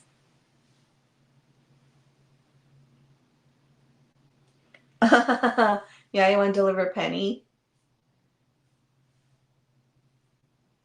I don't know if I want her in the puzzle, but what is this? The bright something. Oh, it's the moon. I think I'll do the moon next. It looks like the moon, and then there's the scarecrow's face.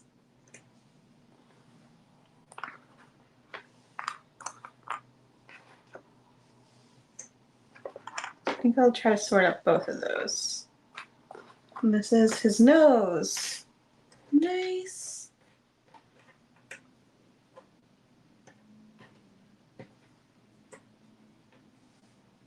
All right. I feel like now that the edge is going, we'll be cruising. Not going to wake up a sleeping baby. Oh, but now she's going to be snuggly.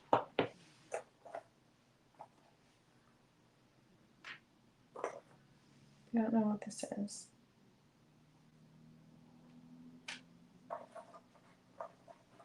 Any tips for going from a 500 piece to 1,500 pieces? Ooh. I feel like I haven't done too many big piece counts. Oh, there's this bird.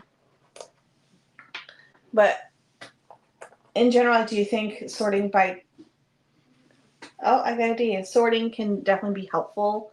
At least a few things to get you started. Also, depending on the puzzle, doing the edge might help because you have at least like a baseline. And you got a baby girl? Oh, she's so sleepy.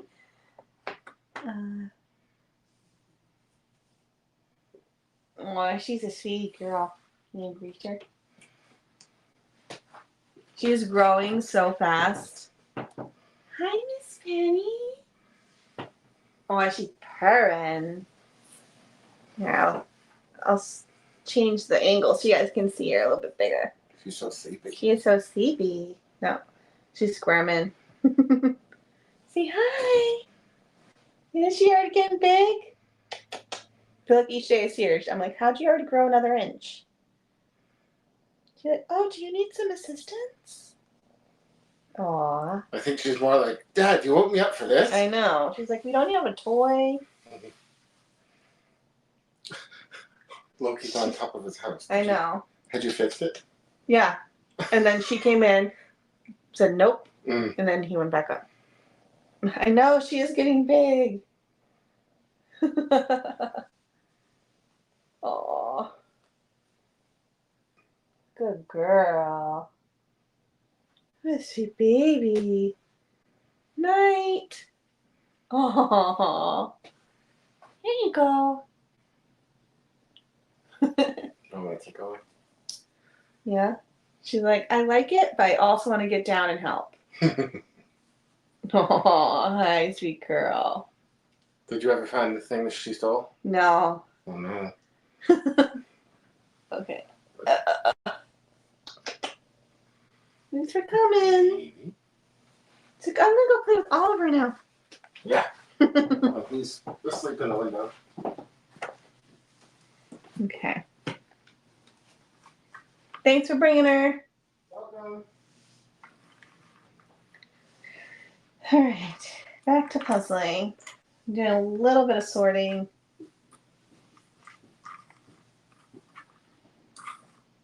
Wow.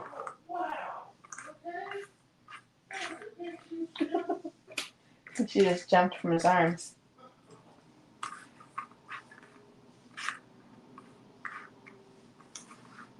I think this is this bird.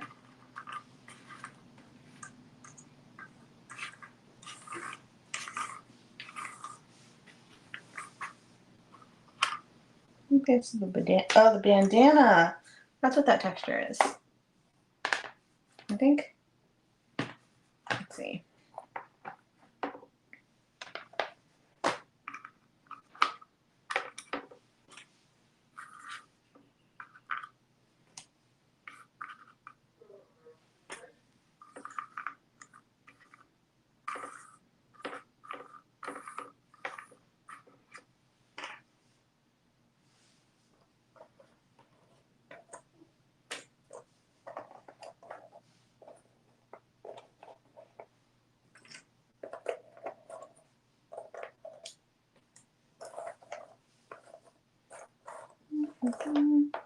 There's this color, which I don't know what. Oh, it might be the hat.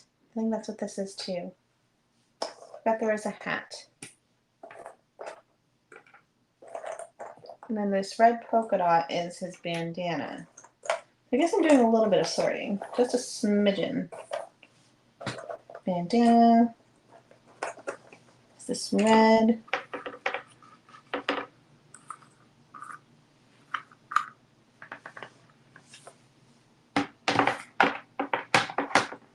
I think I can combine these. There's not too many pieces.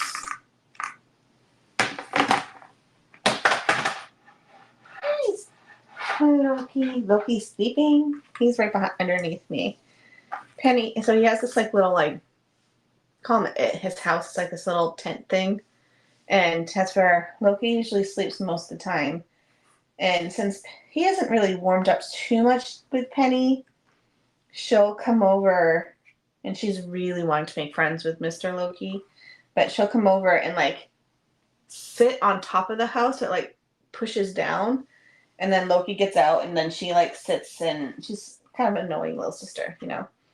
And so then he'll come back to go to sleep, and he can't get in the house anymore, so he has to like sleep on top of it. So he's currently sleeping, but he's on top of his house. And you're like, oh, sorry, bub. I think I got most of that. Okay.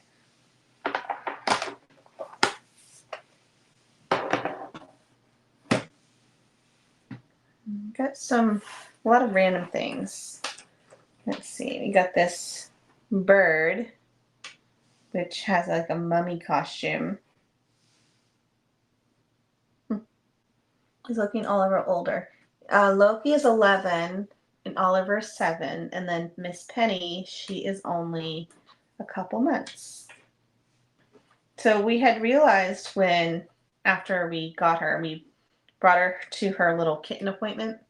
And so when I was going there, I was looking at her paperwork that we got when we first got her.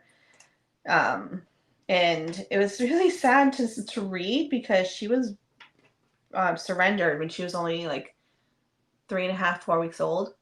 And so when we got her, she was only 2 months. She was only like 8 weeks and she was already fixed. I think they fix her right around 8 weeks, which is, I think, is too young. But she was like teeny tiny. And I always knew that she was weaned a little too early because she'll like suck on your fingers or suck on a blanket or like suck on your neck. That she's always like trying to like suckle, which is a sign that she was weaned too early. But she, luckily, the like Oliver is super sweet to her, so she's learning how to have the right manners, you know. Mm-hmm. There. Nope. Mm.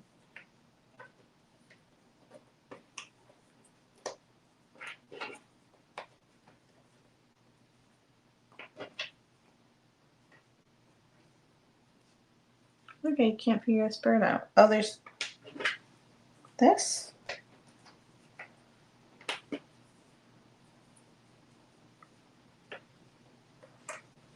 Didn't know.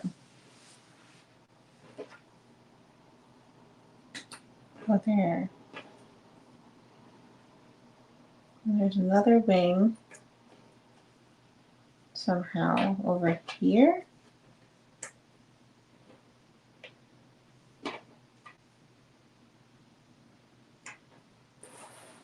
Okay, that goes up here. Same with this one, which is, I think, goes here, but we need the other part of the wing.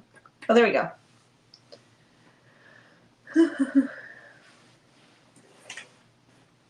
And then we got the face. I'm missing an eyeball, but we have the face of the scarecrow.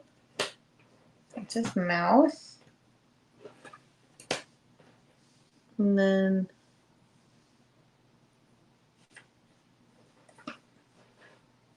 nope. This is the neck. And then the mouth. Okay. So you have scarecrow.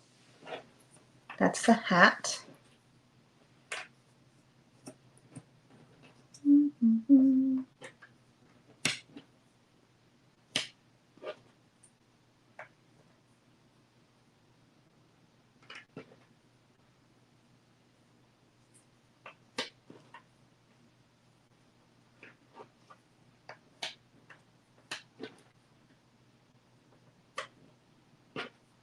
Mm-hmm. Goes this way. I think this is the hat too. Nope. Nope.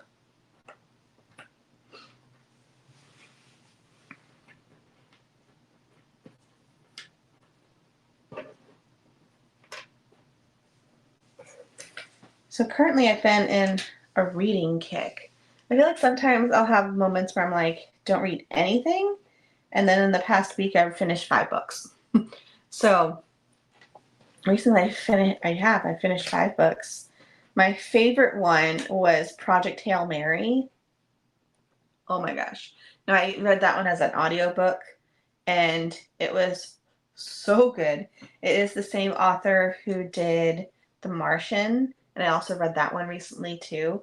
Out of the two, I really, really, really loved Project Hail Mary as a book. The other one, The Martian, was good, but I do think I prefer the movie because the book was almost too science heavy that it was hard to understand sometimes, or it was like pages and pages and pages of explaining science experiments. But the audiobook of Project Hail Mary was so good, and it's coming out with a movie, and I'm very tempted to go see it whenever it happens. It has Ryan, no, I forget the guy's name. Anyways, I'm excited about it. But it was a really, really good book. It's about the sun that's dying, like the actual Earth's sun has like a virus, and they have to save humanity. And so the book starts with the main character waking up from a coma and like wondering why he's in the middle of space. Yeah, it was so good. Highly recommend. Um, I feel like I read all types of genres. I'm realizing I really like sci-fi. So that was a really good book. And then, what else have I read recently? I read The Martian. And then I also read Then She Was Gone, which was a really good one too. A little bit more mystery behind it. It wasn't my favorite. I think I ended up rating it like 3.5 stars or something. What is this? I'm trying to figure out what this thing is. It has like a weird burst. I think it is the moon, but it looks weird. I think it goes like this. So I'd love some book recommendations because I'm getting low on my like want to read list. I'm supposed to be reading what's it called? Wizard of Earthsea, I think it's what it's called. I just got the audiobook from Spotify because if you are a premium member, you get like, was it like 15 hours free of audiobook listening? And I always forget about it. So I'm wanting to use that and listen to that book. And that's for like my little curriculum thing that I've talked about. So let's see. I liked Martian movie better than the book. Yeah. Yeah, same. It was good, but I do agree the movie was so much easier to digest. It is so good. I feel like the audiobook almost like they say it ruins you for other audiobooks, which it was really good as an audiobook. I will admit. I've listened to a few other books that have like a full cast, and those are just so much fun. One was called The Illumini Files. It's also sci-fi. And I've read all three of them multiple times as actual novels. And then I also listened to the audiobook. Both fantastic. Um, it's so good because it's a full cast one. But the way you read the book is like each page is different. So one page would be like an email, and the next page would be like some text messages back and forth, and then the next page would be like a poster, and then the next page would be like someone analyzing some type of video feed, and it's that video feed. And there's like pictures and such. Like each page is different, and so when you're listening to it as an audiobook, it's very cool of how they did it. Like there's like music and weird noises, and like some of the pages are interesting to look at even in the book. And then when you listen to the audiobook version, it's like that one ruined me for audiobooks because I feel like they did such a good job. I have not, but I love Unwind from Neil Chesterman. So I think someone recommended that one to me recently, but that one sounds good. I do like his writing. Anyways. Ooh, I think I might have to use the restroom in a minute. So I might have to leave you for a second. I might also grab water in the same break. Just so I've been talking for a bit. Oh, here we go.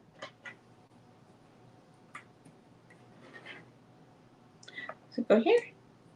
No, almost.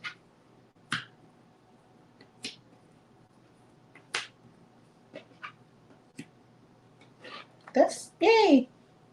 Okay. Making progress.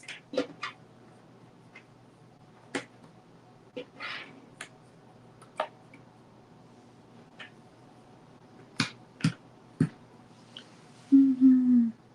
Hi, Peggy. Welcome.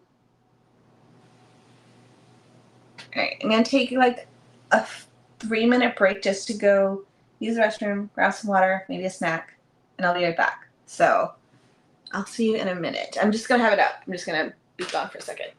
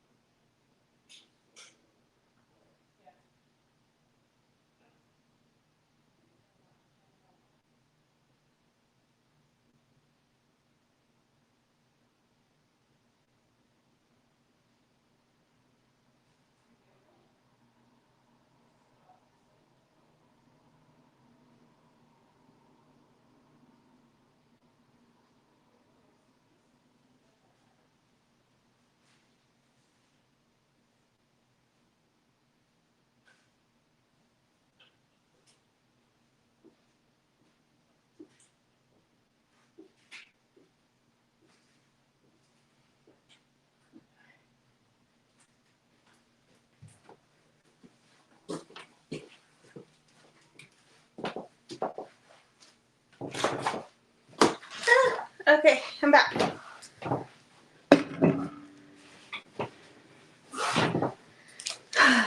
Sorry for that.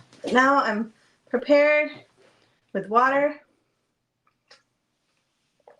I also grabbed a candy. We didn't have much for snacks.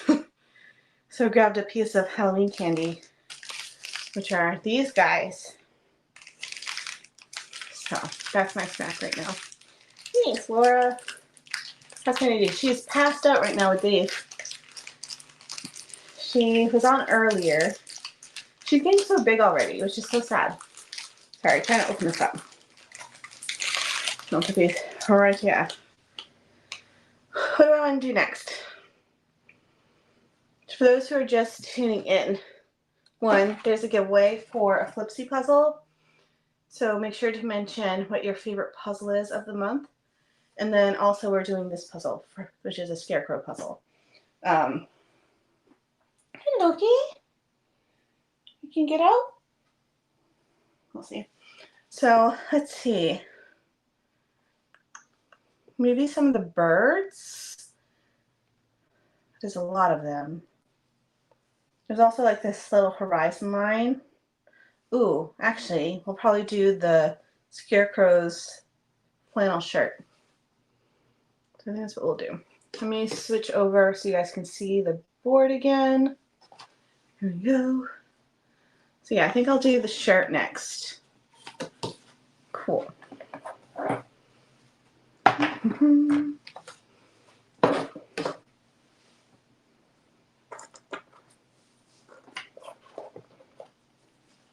What if anything else called out to me? Like this is one of the crows. I think this is a shirt. There's a crow that's like Superman right there.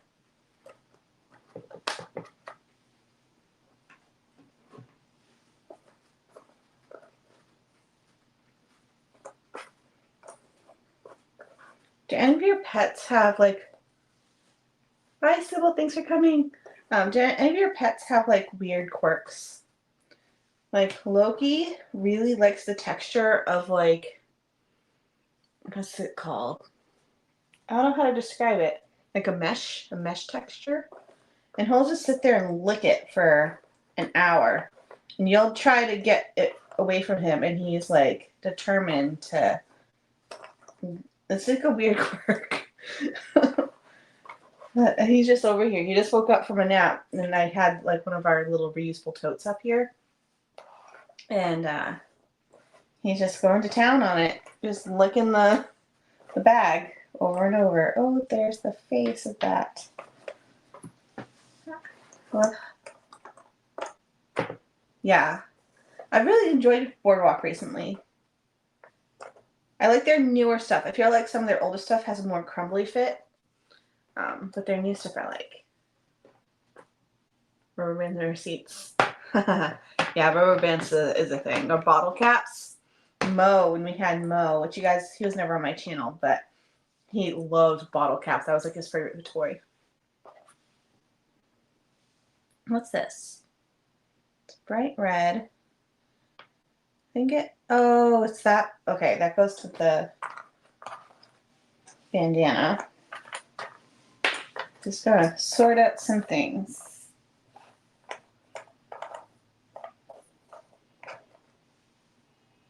This is that.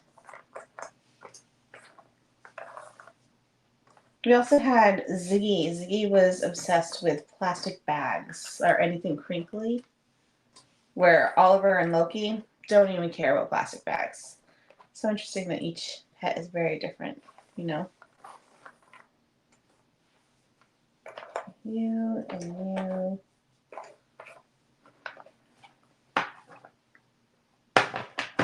And then this is the pocket.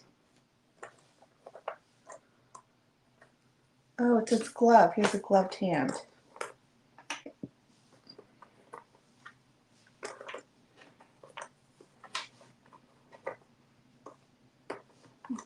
Bird.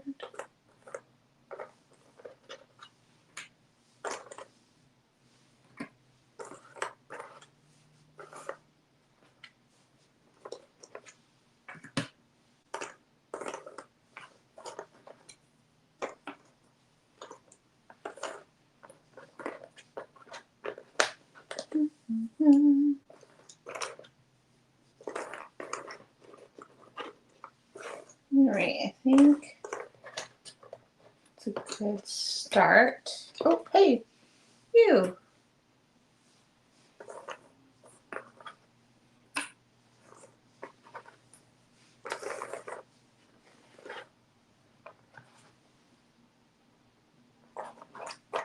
Showing the rest of this glove now that I know what that is. And then, oh, and this.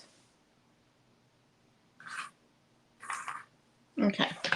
Put that there.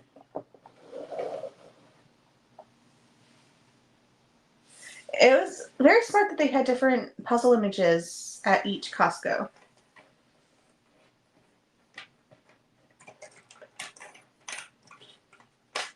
I feel like I lucked out because we had a lot of good ones, and then I had gone back and got 4 more, and it was like a completely different assortment. So I feel like that was a very smart marketing decision on their end. Hi, baby. Hey, Loki. You want to say hello? Aw. He said, I want a moment. Here. Sorry. Get you up. There we go. Oh, say hello. Oh, here's a Loki.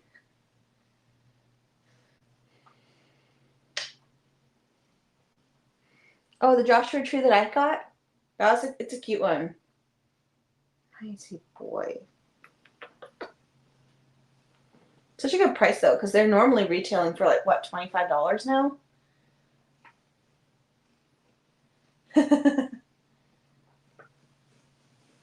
Oh, sorry.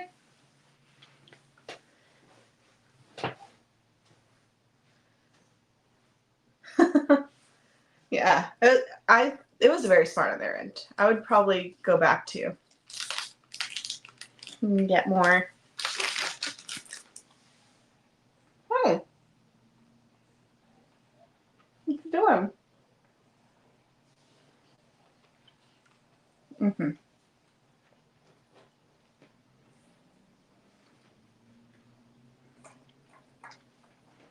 This is the shirt.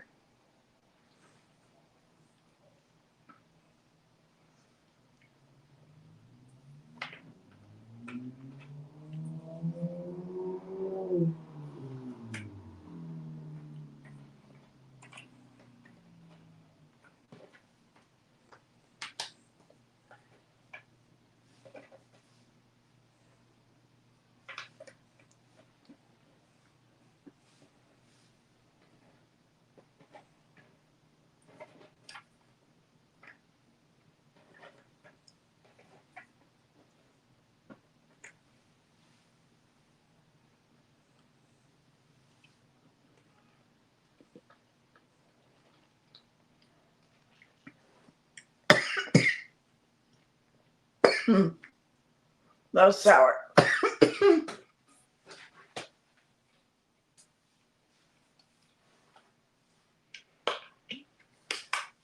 I know, isn't that crazy?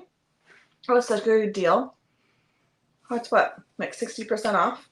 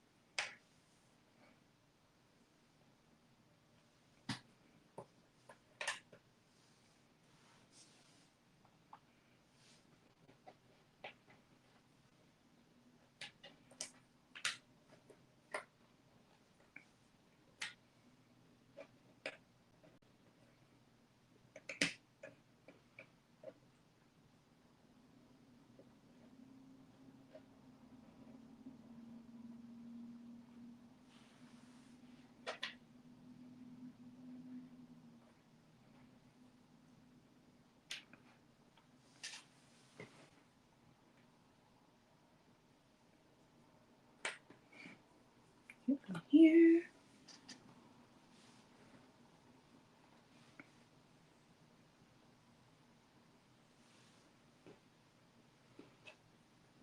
And this goes here.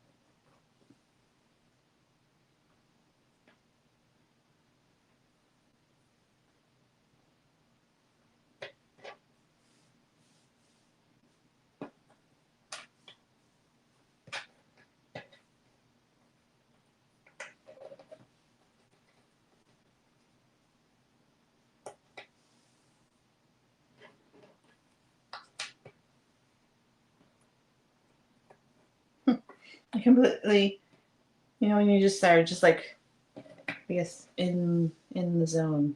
Which sounds very corny, but I feel like I was just like, oh yeah, I'm live streaming.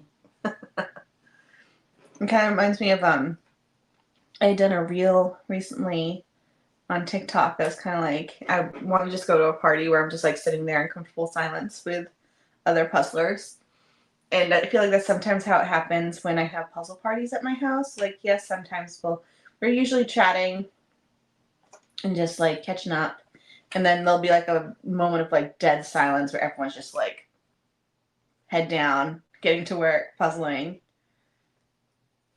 What's this? Oh, there's a little patch. So this one goes over here.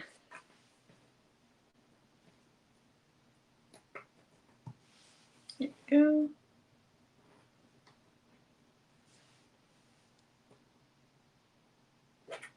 This way. Right? No. Yeah, I think it's that way.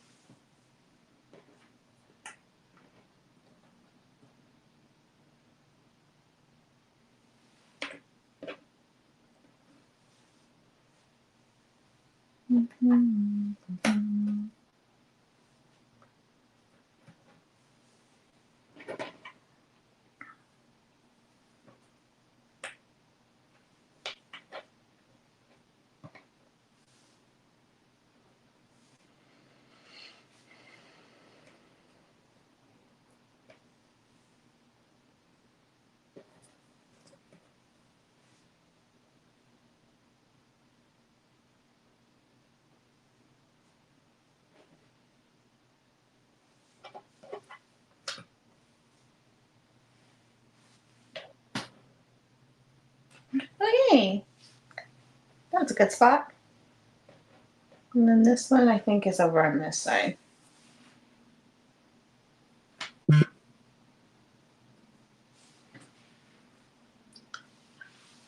Ricky. Welcome.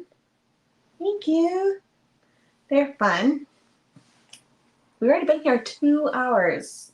That's crazy. I'm having a good time though. I feel like I'm running out of things to say. So if you want to ask me questions about anything, well, let me know. Because I'm just chilling at this point and enjoying puzzling. I also don't know like the battery of my phone and such. My computer, ooh, we're still good on my computer.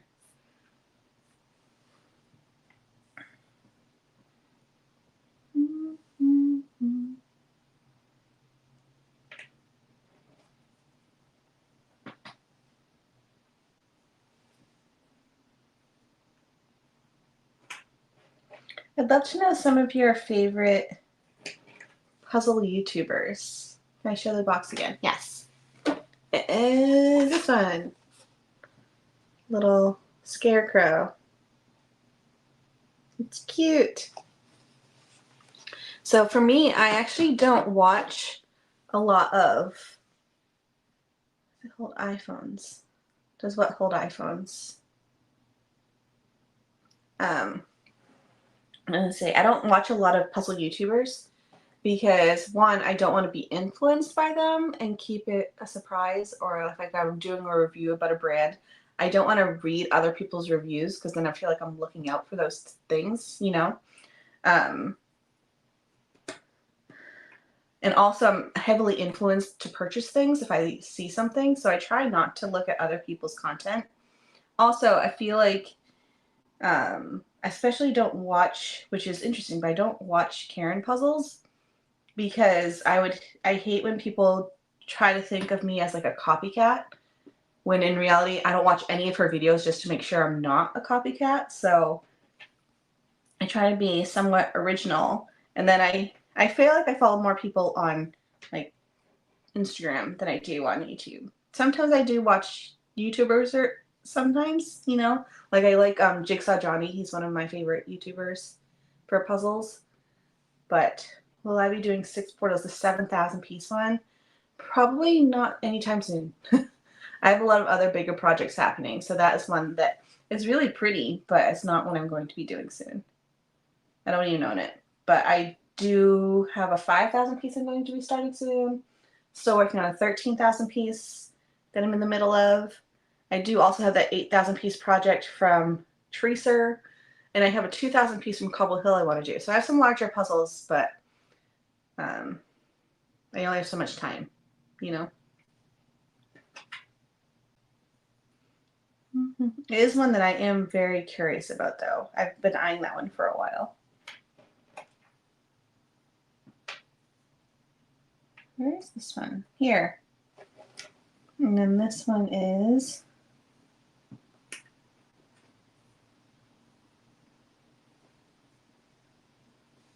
here.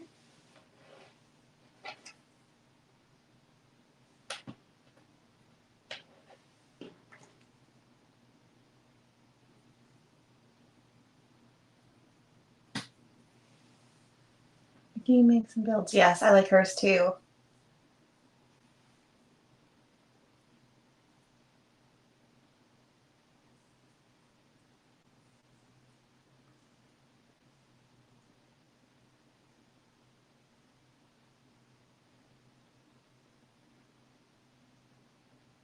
Oh, sorry, I just saw the question before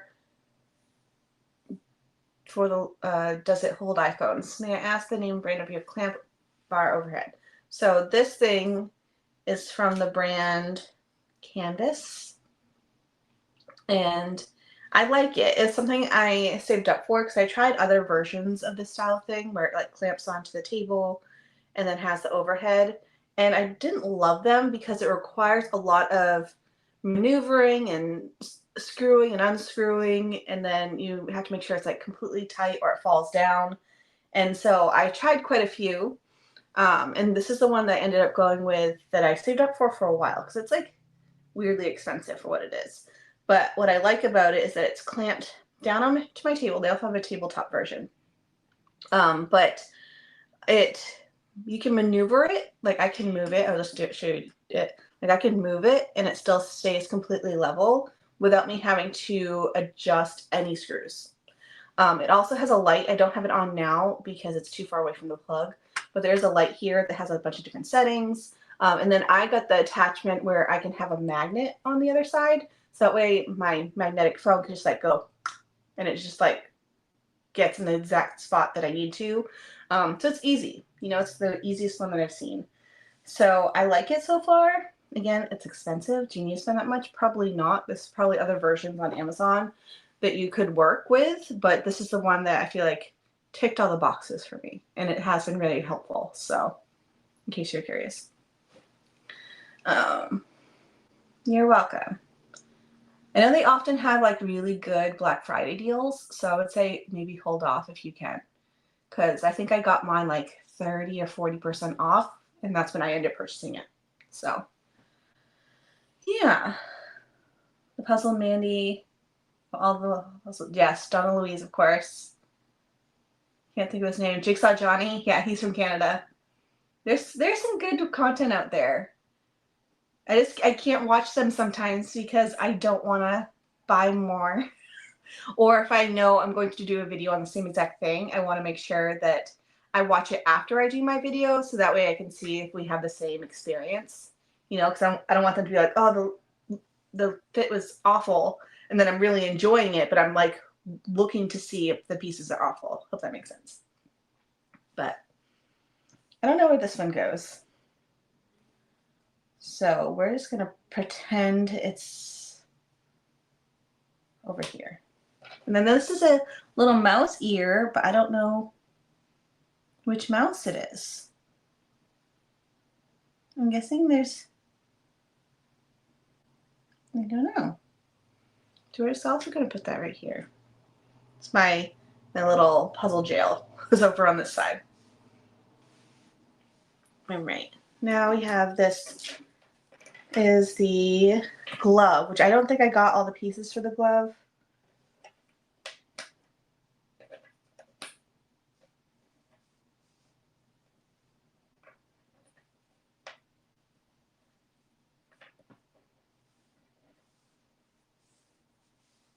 This is this one. No.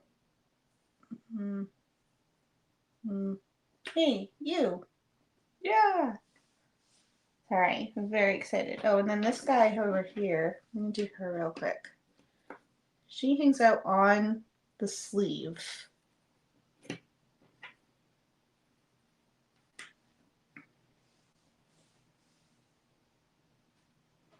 Can you hear them? Yay! Okay, I still don't know where she goes on the sleeve, but she hangs out here. And then we have this, which is the glove.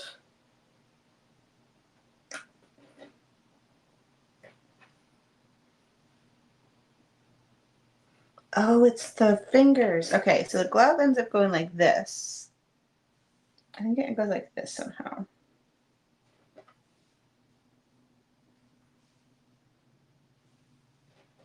And this is corn, which also goes somehow like here.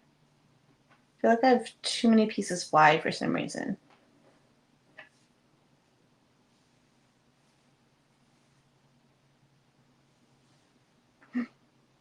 You? No.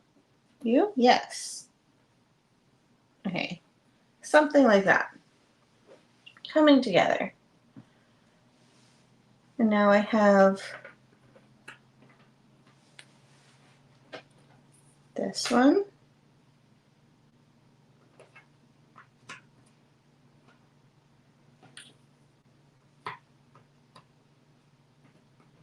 His face. So he goes like, he hangs out here. Oh wait, he goes like this. Yeah. Okay. Next up, we are at a spot where I need more pieces. I think it needs to go down a little bit. Maybe like that. I don't know. For some reason, these aren't lining up. We'll figure it. Oh, wait. Yay! Okay. It's this corn. So this moves down quite a bit. I think. Like that. And you go down. Yeah, she's like halfway. Okay. I think we figured it out. Still got one piece in Puzzle Jail. Have you had any jealousy problems with Loki and Oliver towards Penny? Not too much. I think Loki at the beginning, but we were very good at making sure all three cats got affection.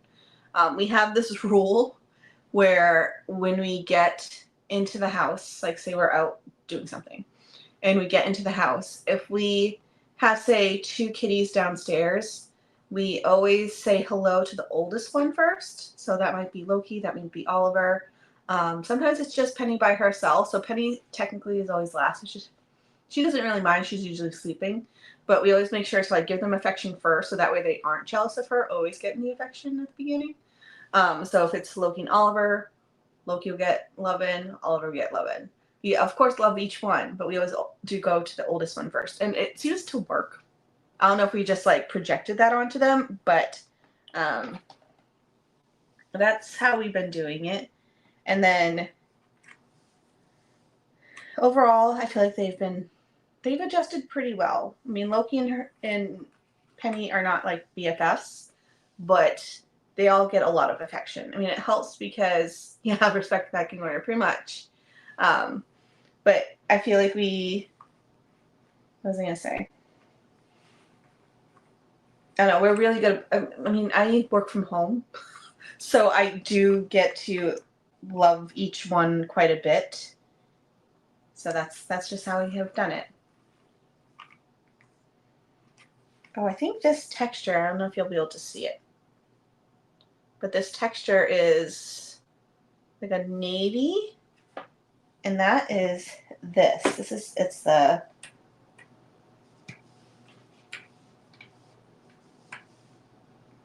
overalls. So I think that's what I'll do next, because there's really not too many of them.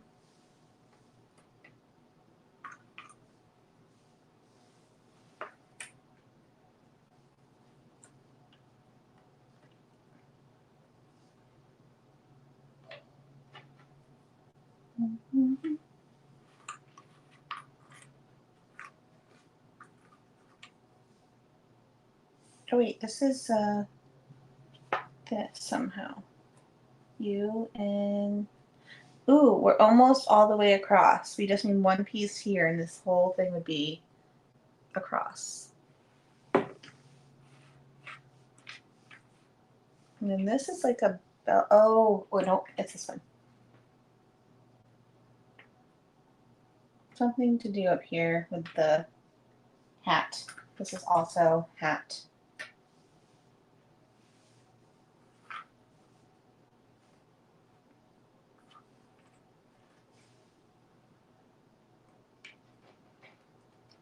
I feel like whenever I grab one of these pieces and there's a piece of corn, that like corn song pops up in my head. You know what I'm talking about? I'm not going to do it on the screen, but I have one more of these. I'm not going to have two because last time it was too sour. Although I like sour, but it made me cough. Yay.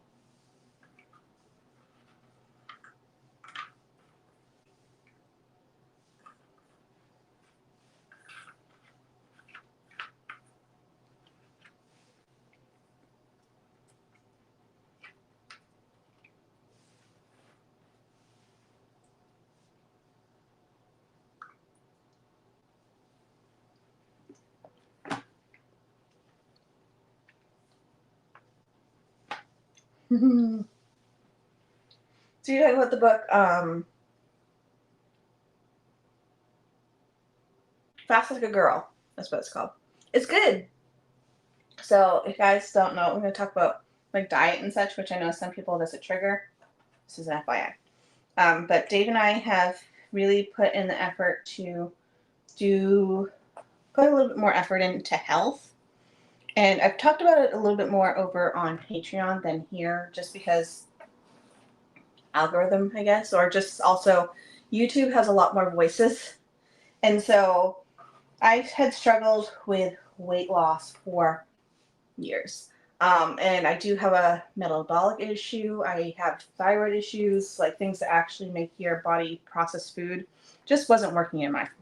And you see a lot of like TikTokers and people online who are like, just do a calorie deficit. Well, that didn't work for me because I had gotten to the point around December.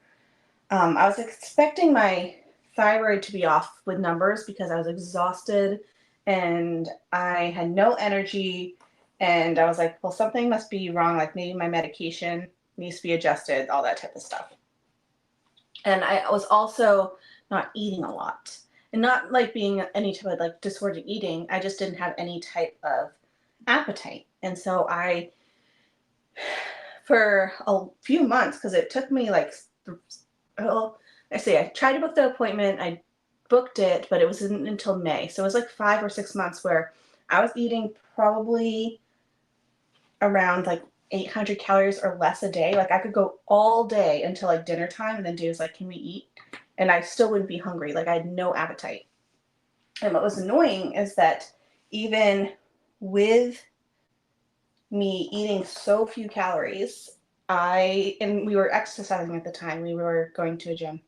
I was still gaining weight, and so I had gained still like 30 pounds, and I was like, "How is this possible?" Because I'm not eating enough. And I had even actually had gone to my doctor afterwards, and she agreed. She was like, "You are not eating enough food." And she was like, "Well, let's try to change some things." And so she recommended the book Fast Like a Girl, which is doing the intermittent fasting that I was doing, where I was like not eating the whole day. I was just eating a certain portion of the day, but changing it so that way I was eating in the morning when my thyroid medication was working at its best, and having like my carbs in the morning, and then I have like another bigger dinner, and then I stop eating pretty early in the day, like 4 to 5. Sometimes I'll do a little bit of snacking, but in general, I don't eat a ton, but I am eating more than I was. I'm eating now like 1,200 to 1,500 calories, but I'm also very mindful of what I'm eating. Like clearly I'm eating a snack right now, but that's like maybe once every few days I'll have like a sweet treat like that. And we started going to a physical trainer. So we were like, Dave got a new job, and so we had a little bit more funds to work with, which helps. But we had saw online. Well, first up, Dave had some issues with his knee, so he was going to actual PT to fix his knee, and we would like an exit strategy. So we signed up for a physical trainer, and um, we wanted to, as like a long-term investment, to prioritize our health, and so we have been with him for about a month. And then I also, in June, is when I started the Fasting with the Girl aspect.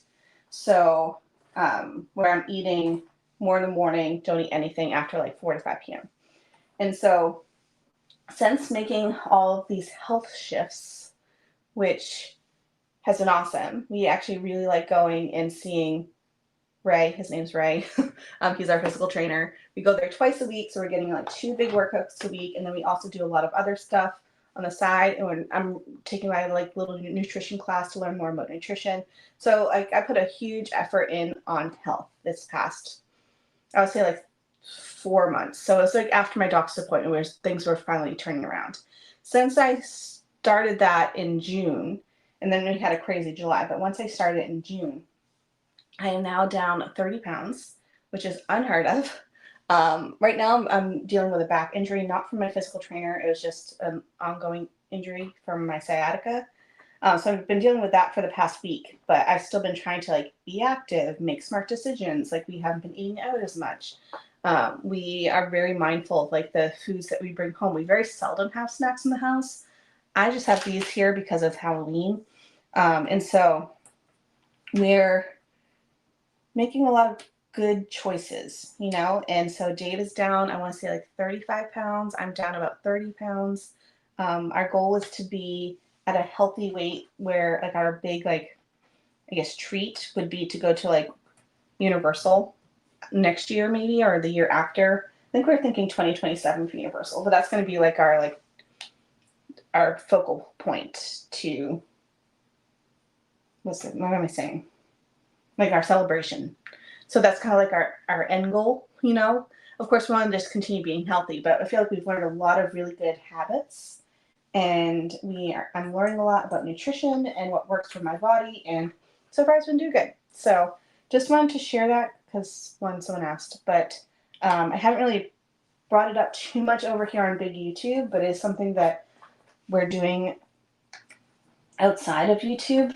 It's something that we've been working on, and it's been going well. So yeah, those are my thoughts so far about how all that's going. If you have questions, like, feel free. But yeah, it's a lot of work. But I feel like since both of us are doing it, it's made it a lot easier for us to stick to it but it also makes it, because I mean, we've tried to do it on our own, to like do the right thing, and we were going to a gym on our own, but we wanted someone who knew what they were talking about, and we wanted to have more progress and know what to do, because neither of us really grew up doing a lot of sports or anything, and or moving our bodies correctly. So I didn't want to like injure ourselves more, because we are both dealing with injuries.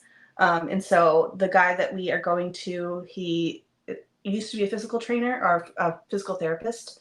So he has that background. So he did that for several years, and then he also has a degree in like, was it kinetics?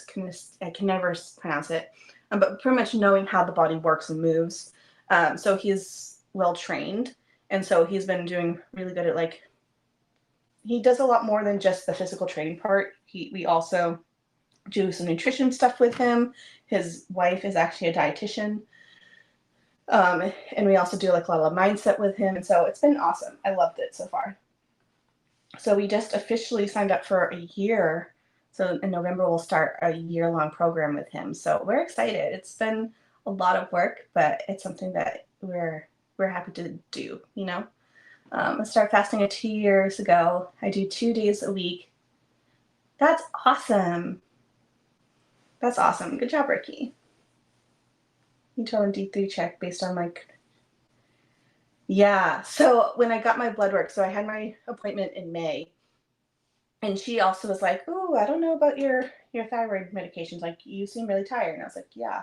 And so we had done my blood work. My thyroid was actually working really well. It was actually at like optimal level, but my vitamin D was in the single digits, and my B12 was significantly low as well.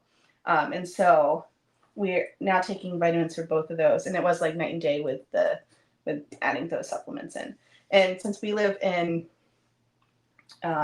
Washington, we don't get, even in the summer, we are the way the breeze. I'm not a scientist, but the way the breeze are in our region, we do not even get vitamin D. So everyone has to take supplements, and I wasn't, so it was rough. So yeah, definitely has been helpful to know what I needed.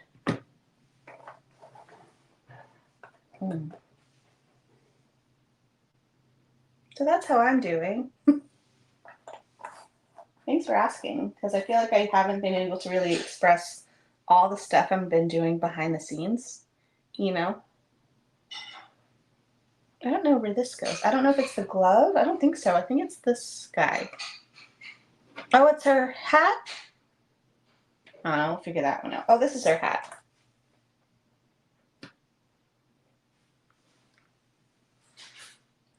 Mm-hmm.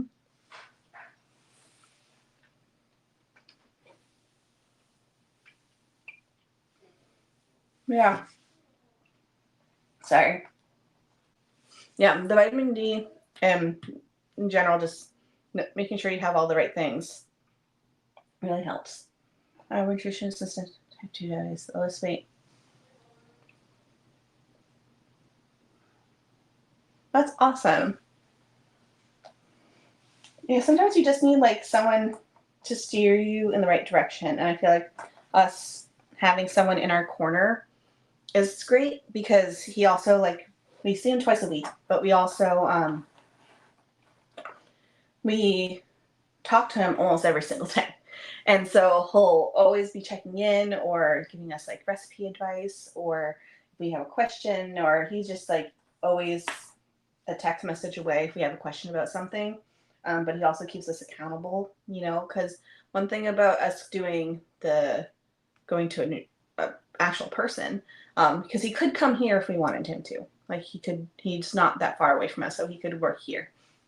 But we wanted it to be at his place, because I feel like for us the hardest thing is going to the thing, but if we know that he is waiting, we're not going to blow him off, and plus we're paying a pretty penny to go see him. So we go to his house twice a week. The other day he did come to our house because there was traffic or construction, and he knew how to get to our house around the construction, and so he had come by. And it was nice to be at our place, but I do prefer being at his, because he's like all the equipment that we need. And his workouts are super fun because he asks like what would make me motivated or what do we expect from our workouts. And I was like, I love to gamify things. So if you can make it like a game, that'd be great. So we have 2 workouts a week, and on Wednesdays, he does it like Wednesdays are a day that we change it up every single time. And it's been super fun because he'll have like a deck of cards and like you pick up the deck and he'll put a workout based off of like each face card, and then he has another deck of like the amount of reps. So each time is like different. I don't know. You're just on your toes because it's different each movement that you do. Um, and then on Fridays is our days that we work on specific things that we're trying to achieve. So it's been fun so far. He definitely knows what he's doing. So it's exciting. So who knows what I'll look like in a year from now, you know? I don't know what this is. It's like a weird button. It's the button. Haha. Sorry. Very excited for that. And I think, is this the moon?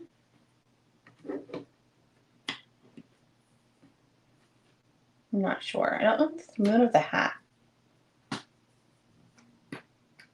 Yes.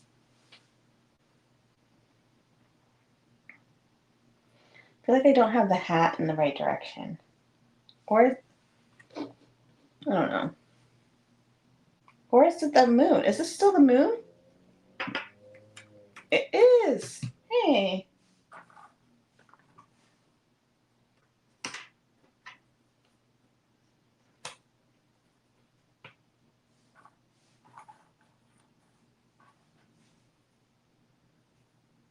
And you are here.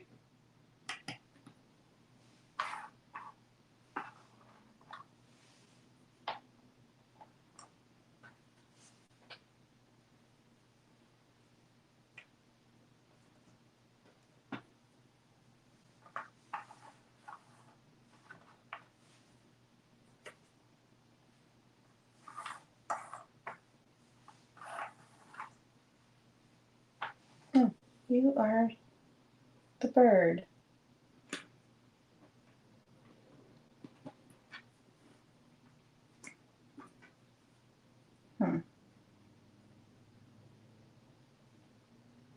I think it's.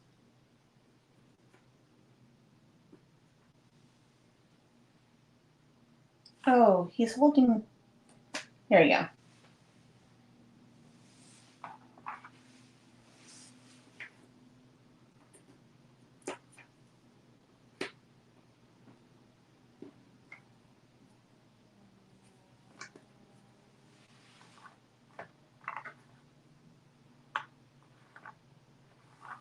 It's a 500. It is a 500 piece.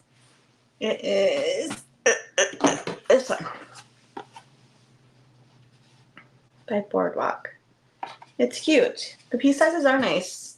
It's a little bit bigger than like a Ravensburger 500.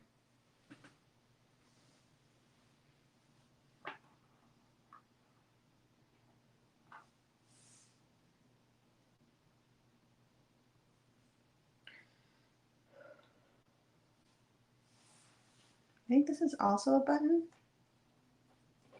I'm quite sure.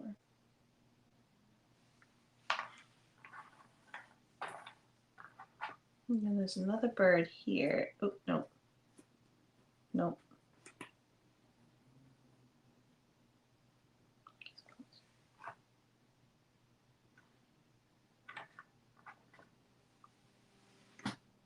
Here. Hey.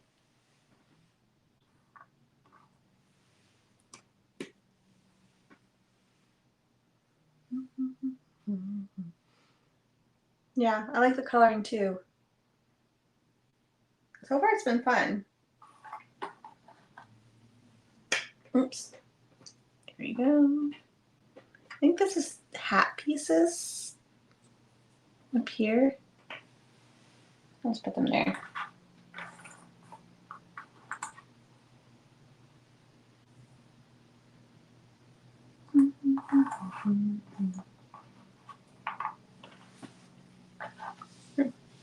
Here's her hat. And this is here.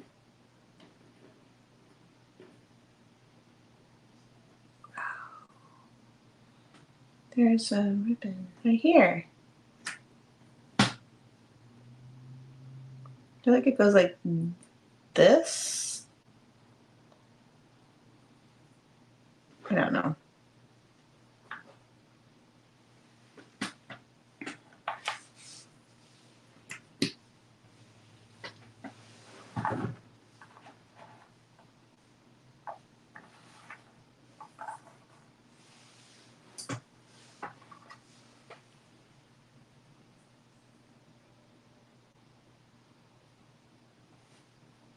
Oh, it's the mouse. Okay. Let me see.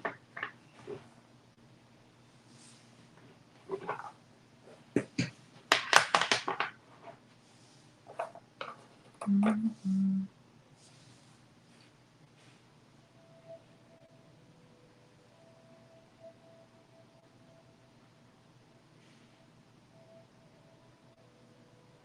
I think this is. I'm not quite sure. Oh, maybe the face. It is the face. I feel like this needs to go down further. I do know. This is the hat.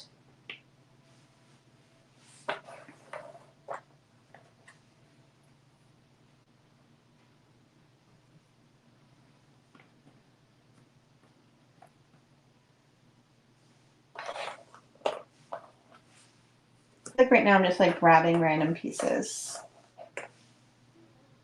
which is working. Oh, this is the hat. There's a pumpkin on top of his head.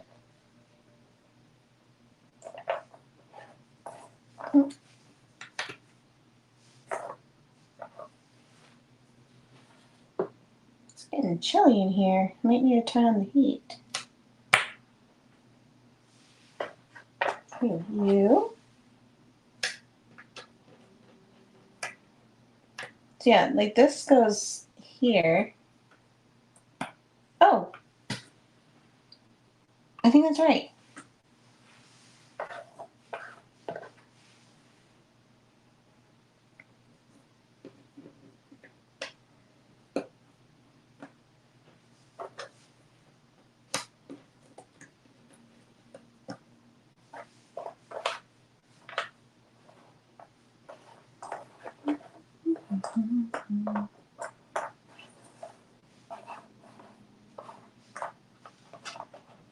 Have you tried any new brands recently?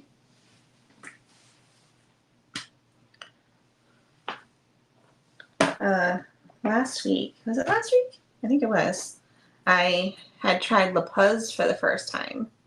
Very interesting experience. I had learned from Crystal, who is my Paris partner for Winter Carnival, but she also has an Instagram, in case you're wondering. But anyways, she had mentioned that they actually do have a thinner piece for their 1,000 piece puzzles because of the die size, I guess, which I found very interesting. So I think for me, I'd probably gravitate more towards their 500 piece puzzles instead. But I'm curious if you have tried a brand recently that I have not heard of. That'd be awesome. I always love trying different brands and seeing what else is out there. I feel like there's new ones popping up all the time. And then it's always so sad though, because I feel like we might get to a point where we're so saturated with different brands and some may die off. Like I know a few already had like Grateful House, and then there's the Australian brand, One But Many. So I'm curious to see if you have any new to you brands.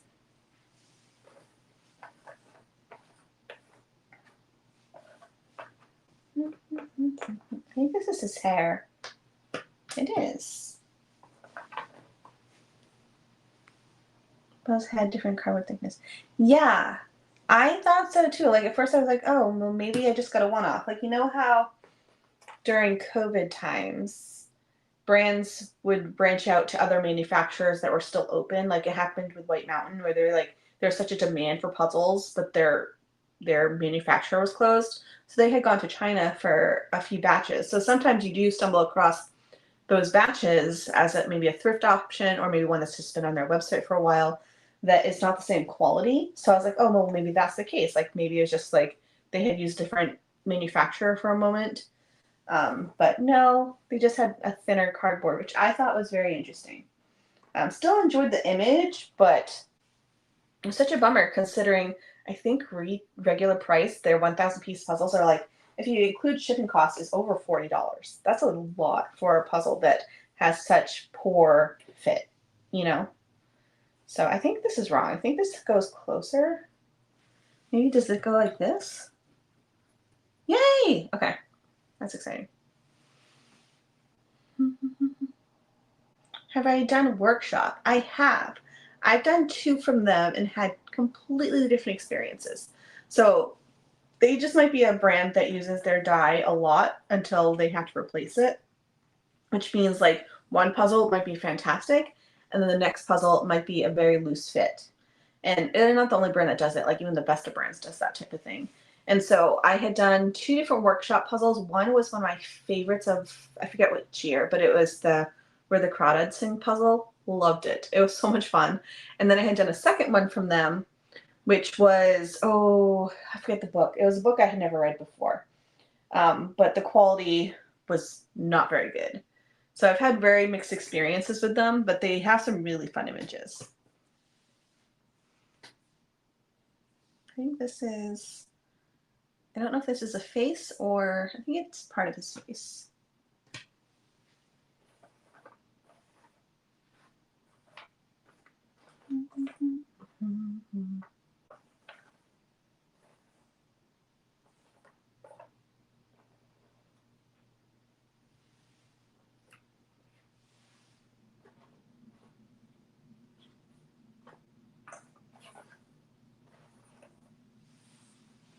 But Blue Kazoo. Yeah, I was thinking that the other day because you can only buy them from Blue Kazoo. Sometimes you can find them on Amazon, and sometimes you can find them on like super sale. Like I feel like when they have sales, and so then you're like, well, I don't want to buy it full price because it'll probably go on sale again, you know. But I did see that they finally had a restock of the Richard Scarry puzzle, which was one of my favorites last year, and it's still traveling across the U.S. because it's a traveling puzzle now. Um, but they're a brand I haven't seen new because I always follow them because they're a brand that I'm like very curious about, you know. But I hope nothing goes wrong with them because they have such beautiful quality. I feel like maybe they need to branch out and actually have it as like an Amazon storefront. You know, that might help them for more people to see them because if they don't know about the brand, then they're not going to show up. You know, maybe if it was like on a bigger site, it might help them. I don't know what I want to do next.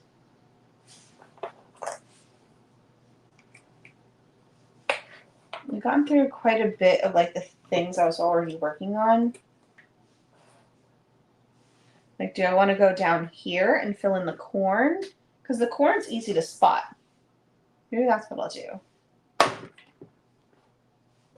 We also have a couple, I don't know which one it is. Oh, he has a frowny face. I think it's this one. Hey.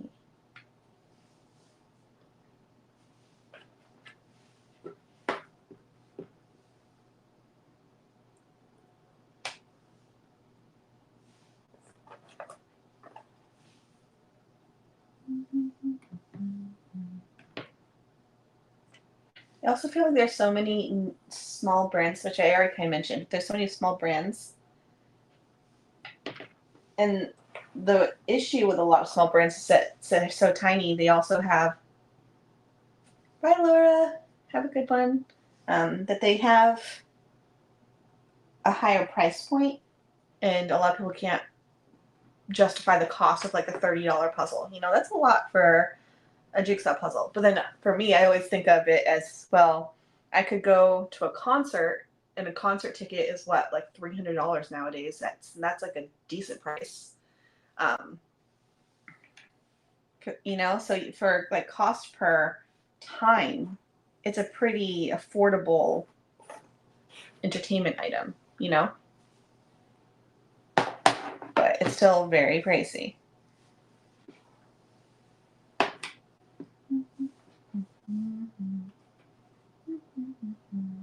I'm very tempted by the. Have you guys seen the Christmas puzzles for Villager?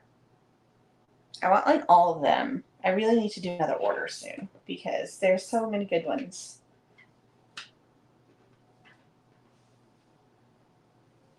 What's this one?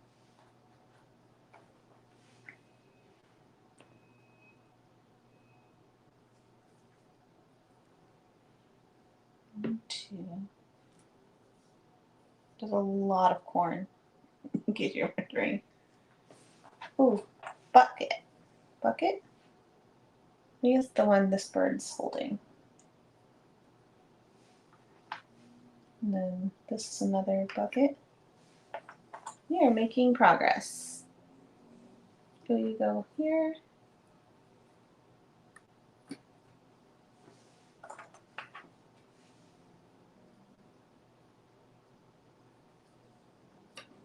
I think it's this bucket. I think I might condense down to just 2.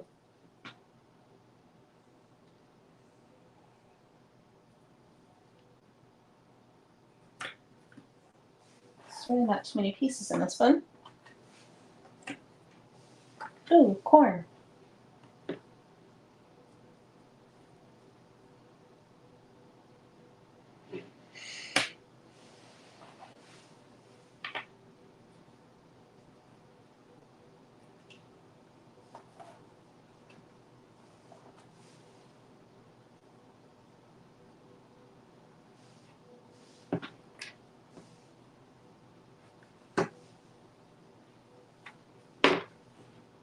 After this tray, I'm gonna condense.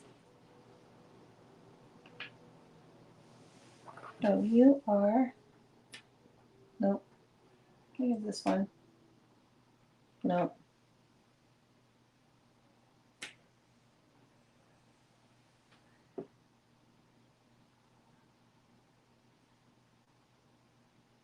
Oh, it is this one.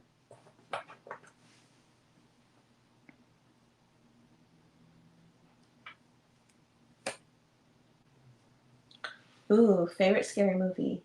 That is not my forte. I did read a scary book recently, though, but I think that's the extent. I grew up watching The Monster Squad, and that's pretty much the extent of my scary movies. Although I can do gore, I just can't do like jump scares, you know?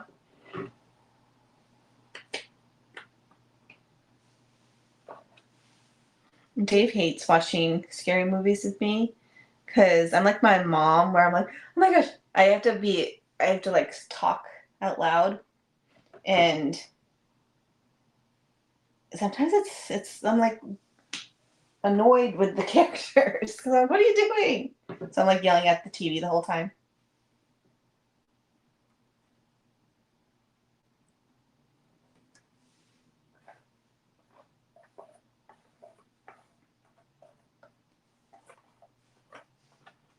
Ooh, you go here.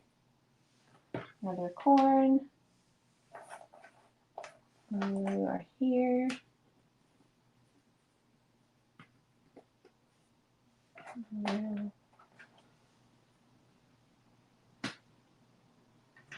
Or has anyone done anything fun and Halloweeny? Last night I didn't go to it, but I heard at our local car wash, they had a little like charity event. And so it was like you drove through the car wash, but it was a scary one. They had like lights going, and apparently the traffic in town was nuts. But when I was younger, I lived in Maine, but we had gone to a haunted hayride. I was terrified. Oh my goodness. Where is this? Okay. Oh, his eye. Yeah. And then this is his hat.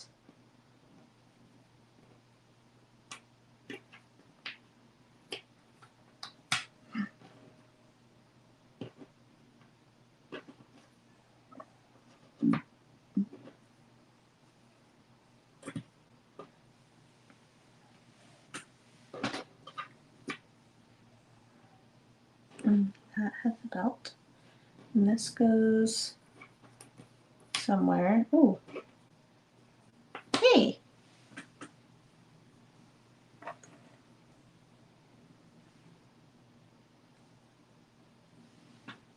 I'm determined to finish this. There we go. Right. Nope. Nope. All right. Condensing. So now we just have 2 trays. Exciting stuff. Got this one and then this one. Although now I have like all the corn just on a table versus actually putting them away. So, you know. I don't know if that helped me. Let's do a little bit of the corn.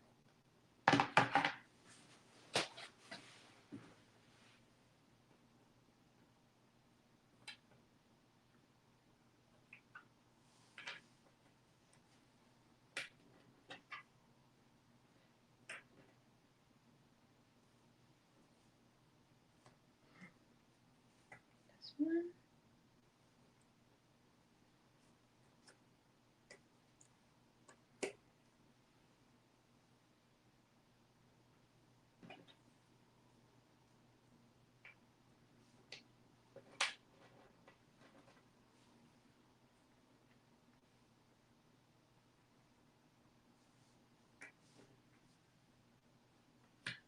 Oh, what is on this one?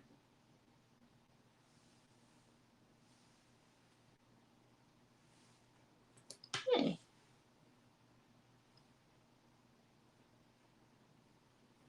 Hey. I think there's a corn here.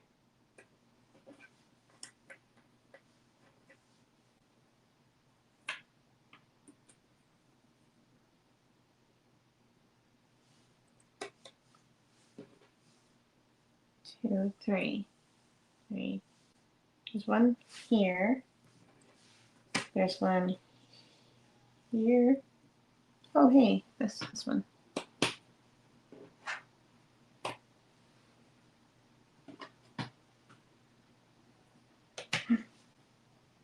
Oh, yay, we don't have any pieces in jail anymore.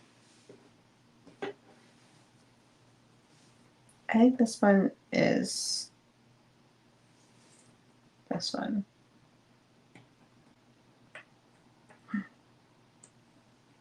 Yay. This one goes here. All right, we got our corn done. So I should probably fill in around there. Yeah, it's cute. Huh, you're good, Claudine.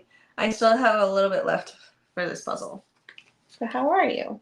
Make sure to put, in case you're just tuning in, put in your favorite puzzle from the month.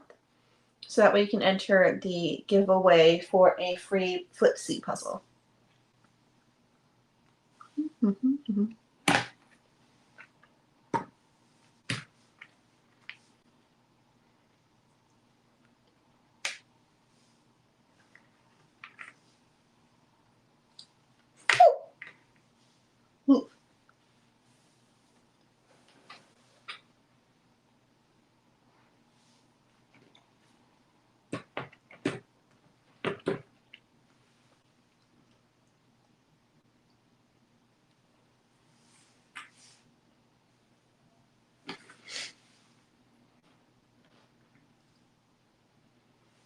Okay, I think what I'm going to do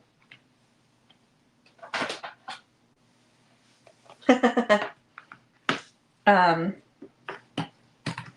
am going to sort out sky versus the ground.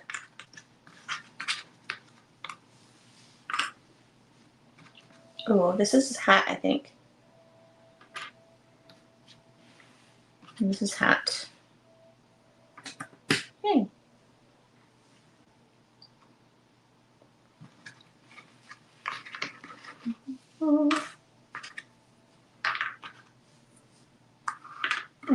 That's a guy. I think this is ground. Okay. Okay. I think some of this is the hair for the scarecrow, so you know, there's that. Oh wait, you have a little tuft of hair over here. I don't think that's right. Okay. I think this little pile is going to be his hair, because I'm not quite sure.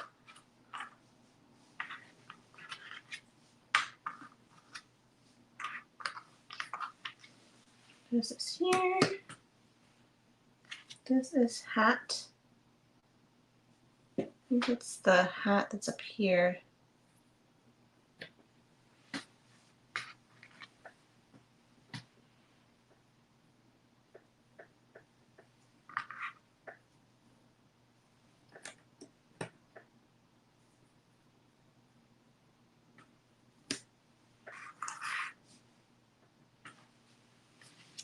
It goes here. Oh, we are getting there.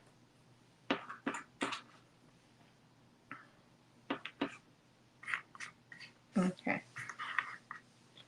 So this one.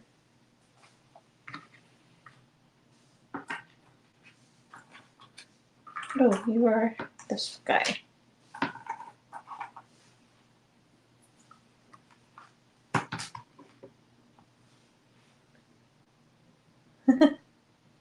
You're good. It was not a very well planned out live. So if you're here, that is awesome. I was really just doing it because it's rainy. I'm currently sorting out the ground from the sky part, but very distracted by the hair and hat that's happening.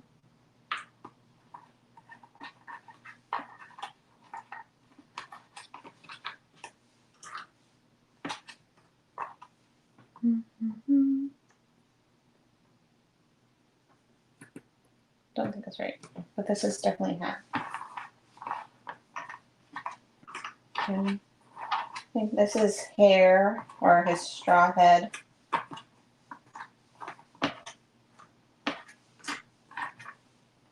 What's that one?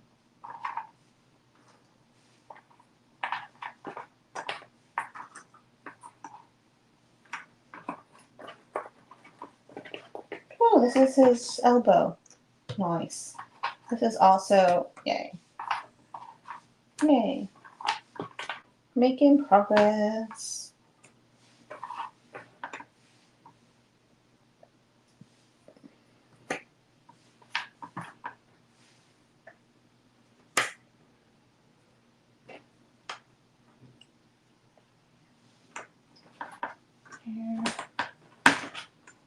Hair.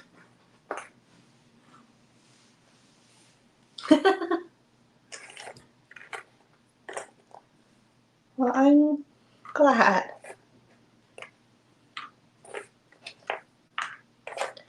It's funny. Ray had come over to.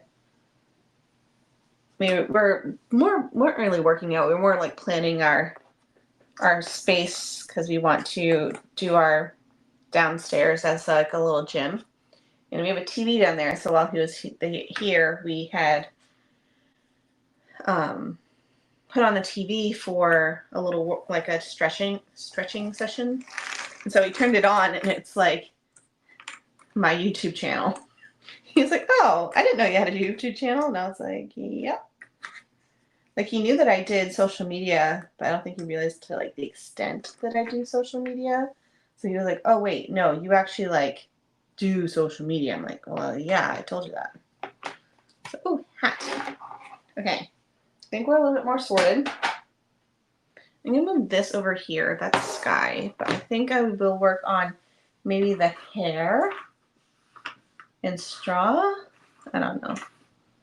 They keep saying I'm gonna work on something and then I pivot. So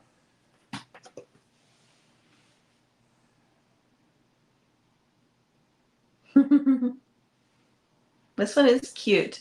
And I'm seeing more now that I was sorting out these little pieces.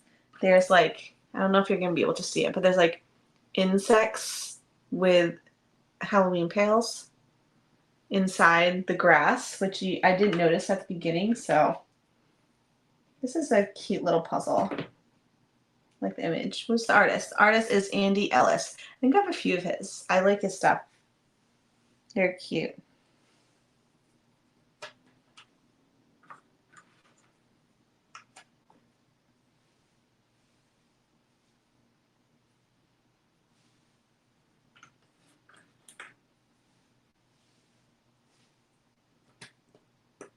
Me.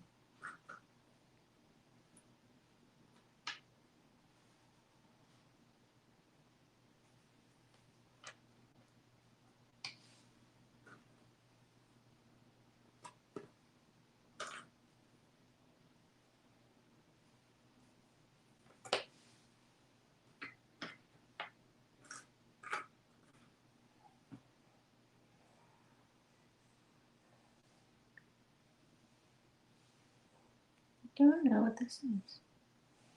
I feel like I'm having the worst posture ever.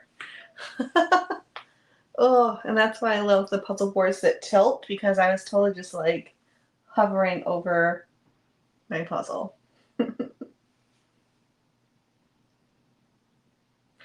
I loved Emergence. That was such a pretty puzzle from Pomegranate. And I had realized I never did one of their 500 piece puzzles in a rectangular form. I've always ever done the circular ones, and it was so good. That was a good one.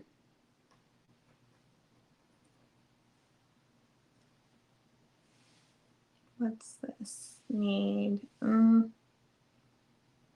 think it goes here, but I feel like it's wrong.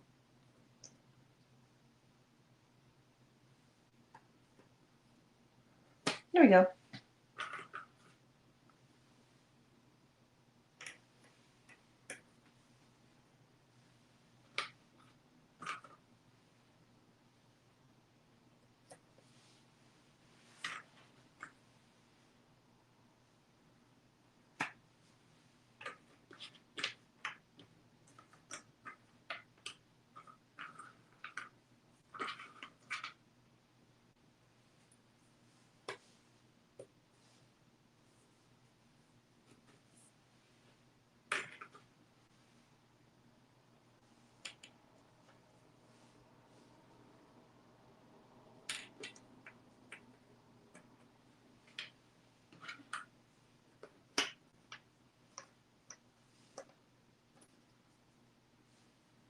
Hmm.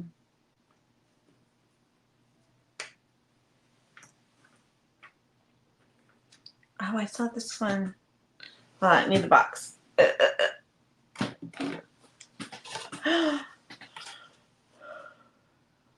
That's a great deal. Evo's fun. I will say it's glary, so make sure you have good lighting. And I will also say have like maybe a piece of paper because sometimes they can be a little loose. So if you have like do a little section on a piece of paper, then you can like move it around. But my favorite puzzle this month was Enchanting Library of Ravensburger. Oh, I've done that one. I like that one too. All right, let's see. This is a little guy. It's a grasshopper. He's down here. All right, I'm gonna use this box to get some of the pieces. This is a little queen. It's very little. He's over here. We also have, what's this? I think it's part of the queen. I'm not quite sure.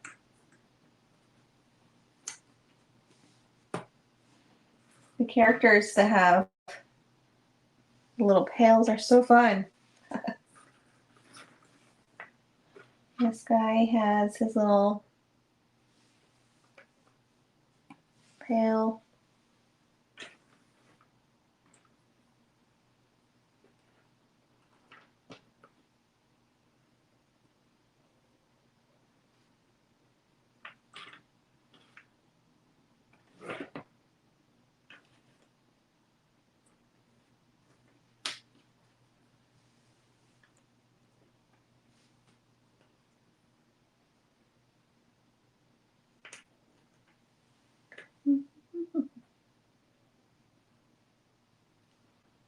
Oh, is it the actual this thing? This thing comes in handy. I like to use it as like the little light thing too. I don't use it as often, but when I need it, I'm glad I have it. I've also done something similar. It doesn't have the magnifier or anything, but at Dollar Tree, at Dollar Tree they have, it's the same texture as this, but it's a giant cutting board, and so you can like you move huge sections, or if you're putting away a puzzle, I like put them all on that one piece of board. It comes with two. Anyways, this is very handy. I know other people have like actual like they like clip on and have like the magnifier to see details, you know. Um, ooh, I feel like Haya or Haya, however you pronounce it. I feel like I get corrected each time, but it is a brand I need to revisit because some people absolutely love them, and every time I've done one, I've been somewhat disappointed. So I just need to, I guess, revisit. Maybe I just got duds, you know, because there can't be that many people who absolutely love them, you know, and me not. So I'm thinking I just got maybe ones that were on the older side. I don't know. But I do have a couple newer ones that I want to try and do soon. There's a few brands like that that I had picked up when I was at Puzzle Warehouse. So that way I could revisit brands that I've tried maybe a long time ago. And I feel like when I first started my channel, I really didn't know much about puzzles, you know? And now I know so much more about brands and strategy. Like maybe I just need to revisit some that I haven't loved in the past. So we'll see. I don't know when that video is coming because right now I have so many things in the works, but eventually we'll get there. I think this is here. Yay!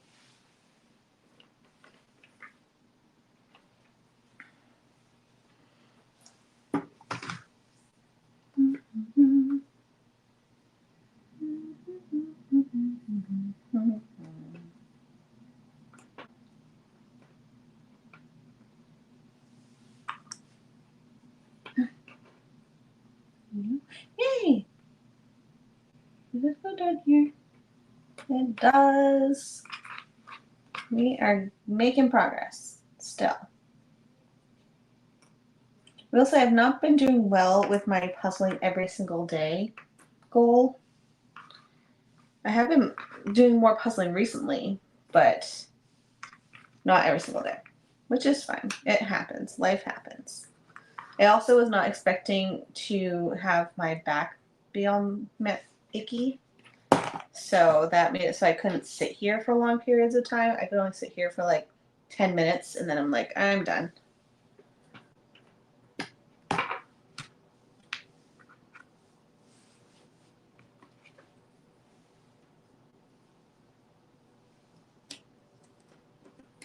Ooh, hey.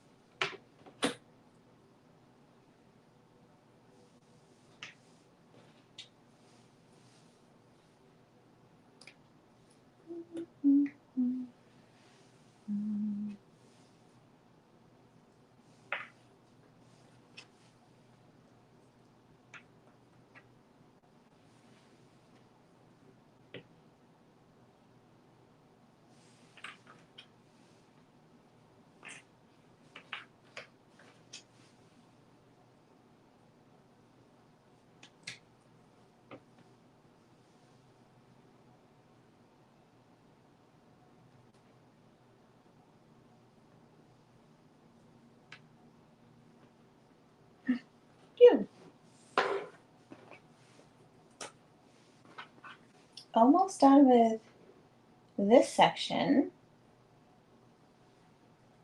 And then we'll get to the big section. I don't know what my phone is at for battery. I have a feeling it might be dead soon. If that's the case, I'll just have to have me here because I think my computer is still fine. Yeah. Well, hopefully not too much longer.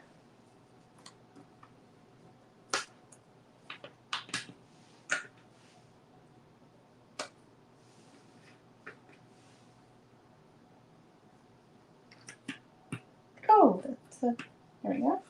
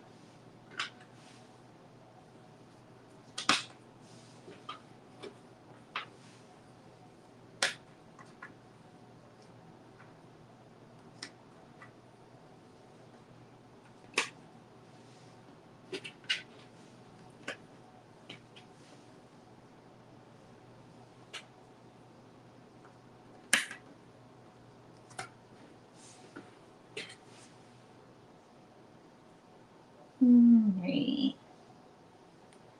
Come on.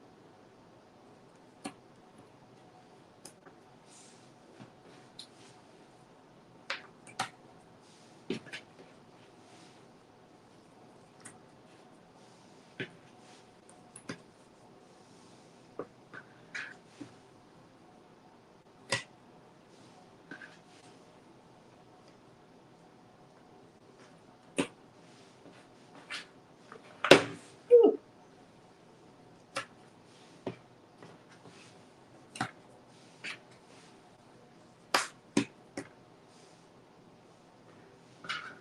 Hey.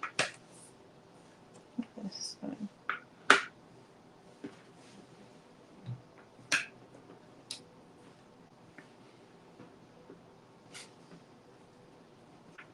Oh, you go here.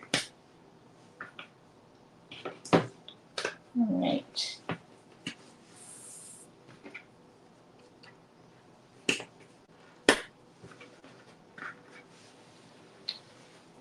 We are getting there. You go here.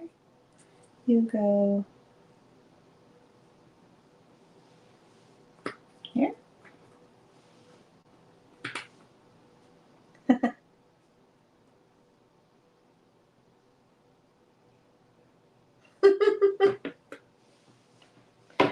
The other day we realized that Penny loves watching TV.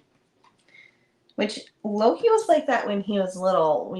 Dave plays video games, and he loved watching Dave play video games. And Penny just started realizing it too. They're definitely fun at this age. Oh, let's go here. I think that's right.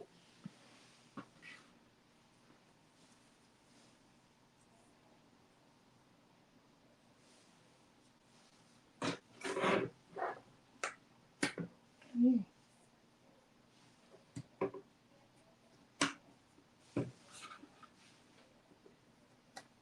Yay. All right. So let's do these pieces, which might also need those pieces, but we doing good. My back is starting to bug me a little.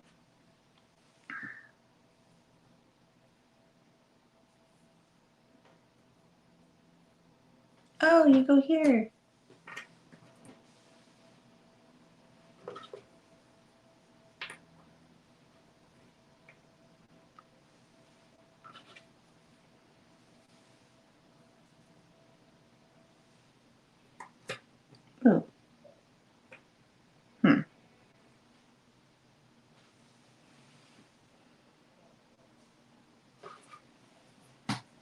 Don't know where that goes.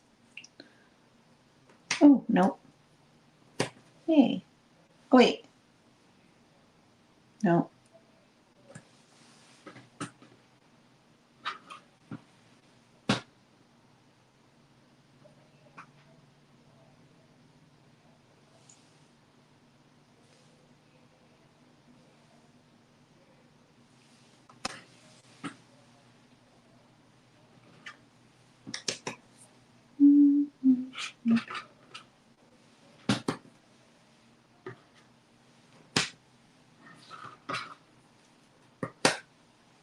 Ooh.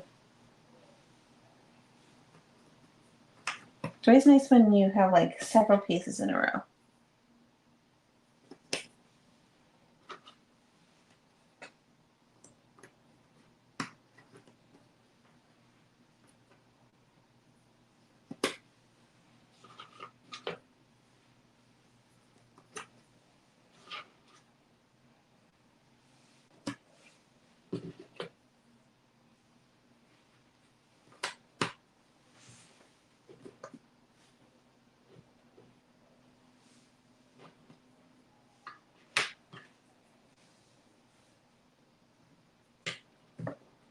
Couple pieces that are bent.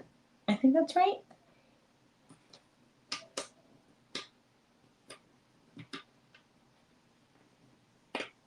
Yay.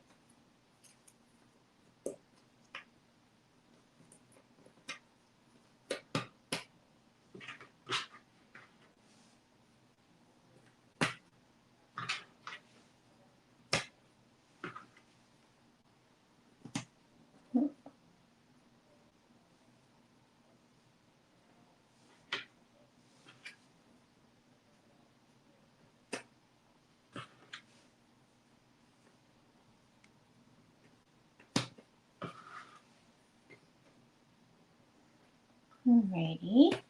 We're down to one tray.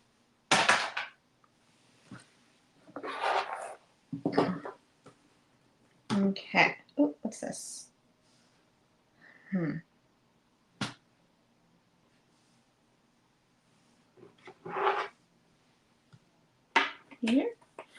Yay, okay. So grab some things that work with.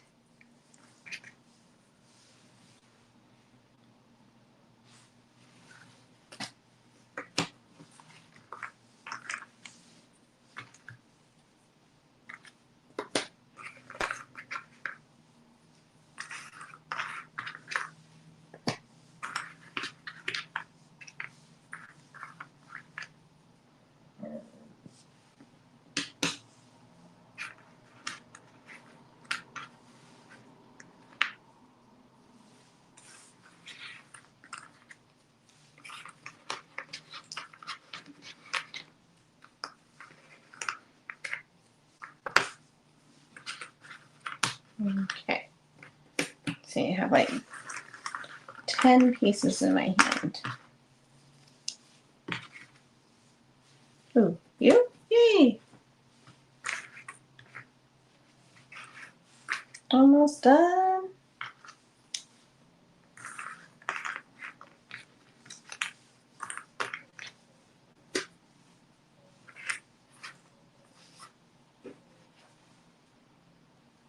Here for a second.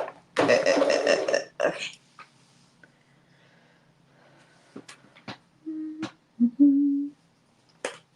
Nope.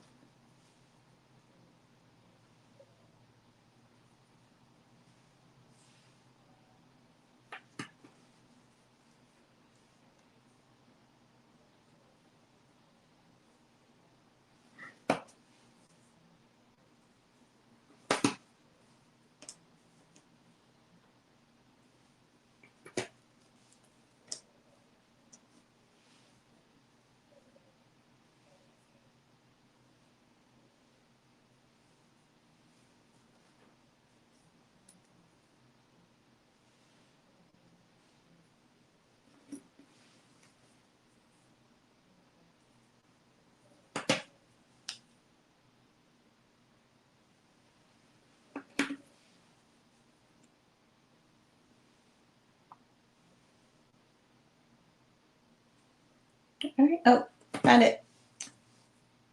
And where's that piece? Maybe it's my hand.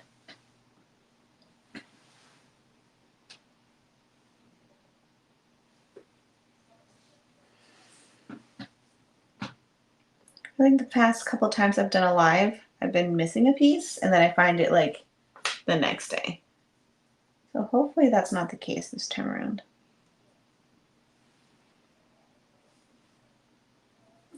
You? Oh wait, you might be here.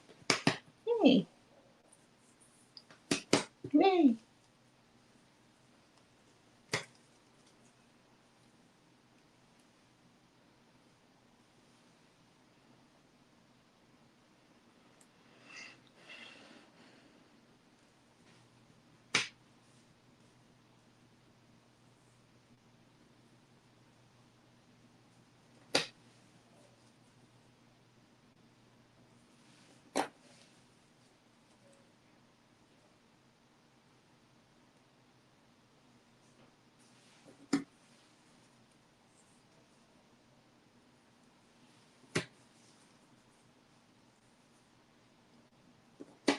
Yeah, you found it.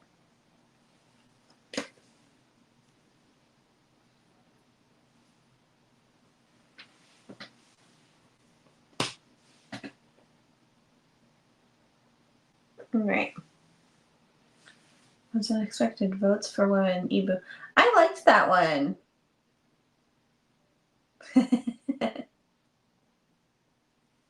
That's awesome. Good find. I remember that one. I did that one last year, I think. I do like their images, that's for sure. The big bird wing. Or it's a hat. It's a hat.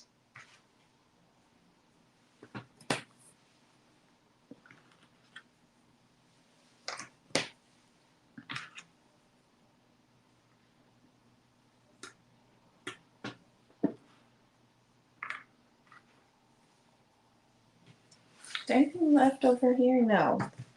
Nice. All right, so really don't have too much left.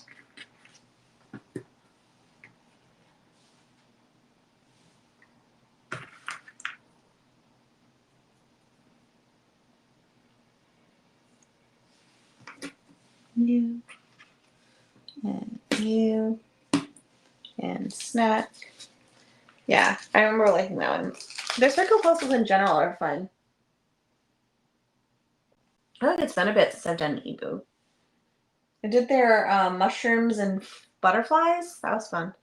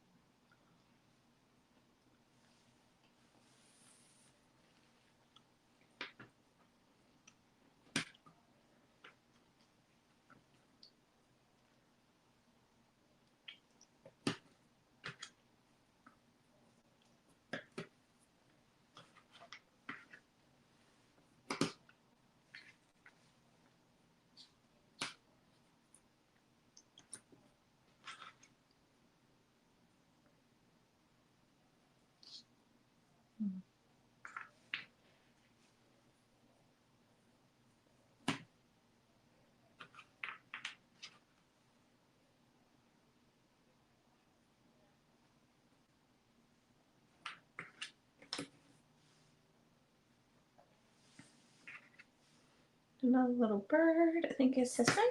Yeah. And this guy. And claw. And another bird. I feel like for this puzzle, there's really a lot of stuff to work with. Because even now, as there's like just a few pieces,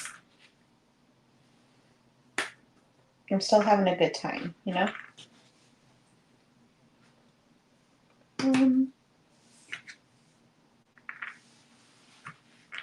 Ooh, wing. More paws. Another wing.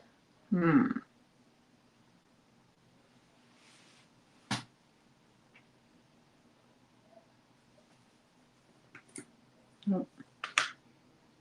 Another bird.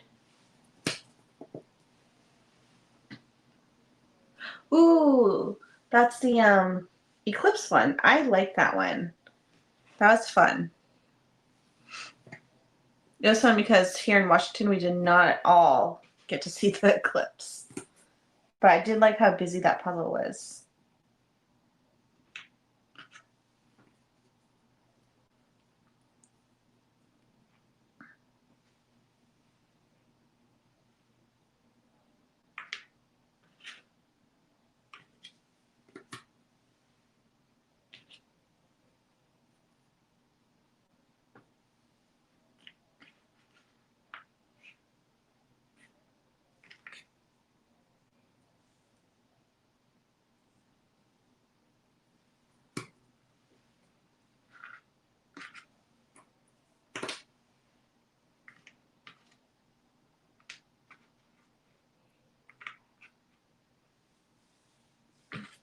Yeah.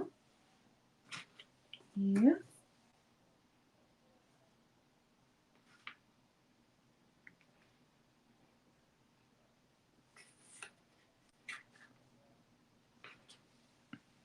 I'm like somewhat tempted to just sort by piece shape so it would go a little bit faster. But it's not really necessary.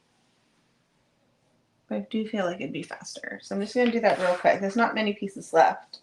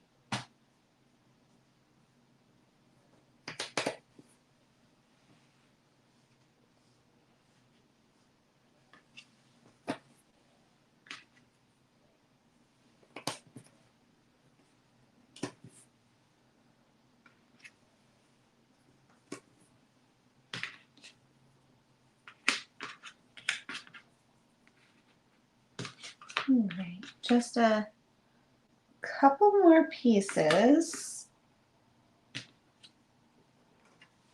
Then we're going to call it a day. Oops. You.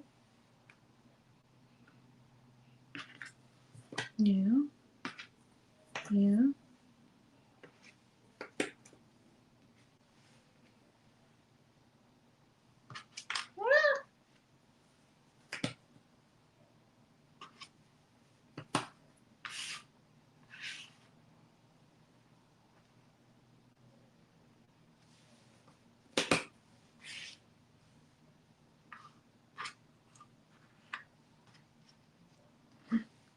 Yay, almost done.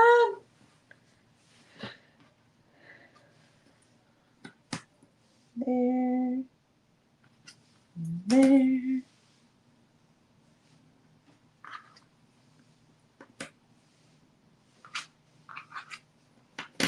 All right.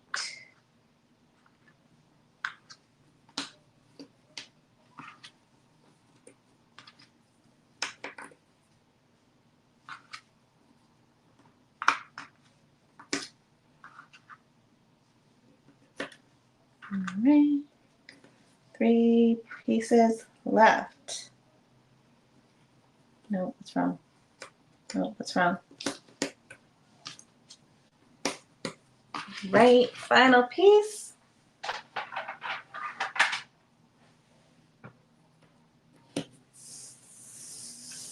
Yay!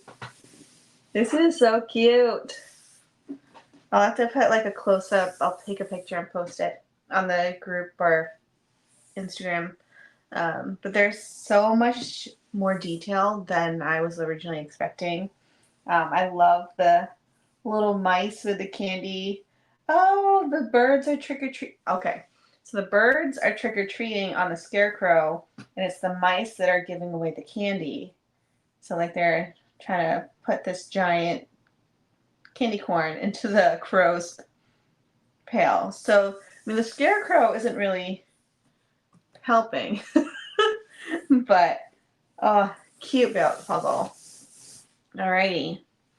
Well, thank you all for hanging out with me. And if you've been here for the whole time, holy smokes, I hope you got a lot of puzzling in. If you've tuned in midway, thank you so much for being here, or thank you everyone for being here. Make sure to let me know what your favorite puzzle was for the month. One, because I always love to add more to my wish list. Yeah, it's a cute one. Definitely a good find at Costco, that's for sure. But I think regular price is like $25. Anyways, thanks so much for being here. Hope you had a good time. I will do another one. I mean, I feel like I need to do these more often because I have such a good time just hanging out with you. So let me know what theme you'd like to do maybe for November, because this is fun to do, like Halloween themed. It doesn't have to be like Thanksgiving or anything. It could just be something completely random. Maybe you want to have a cozy cottage scene. Totally up for it. But that's it for me. Thank you so much. I'll see you guys in the next video. Bye, guys.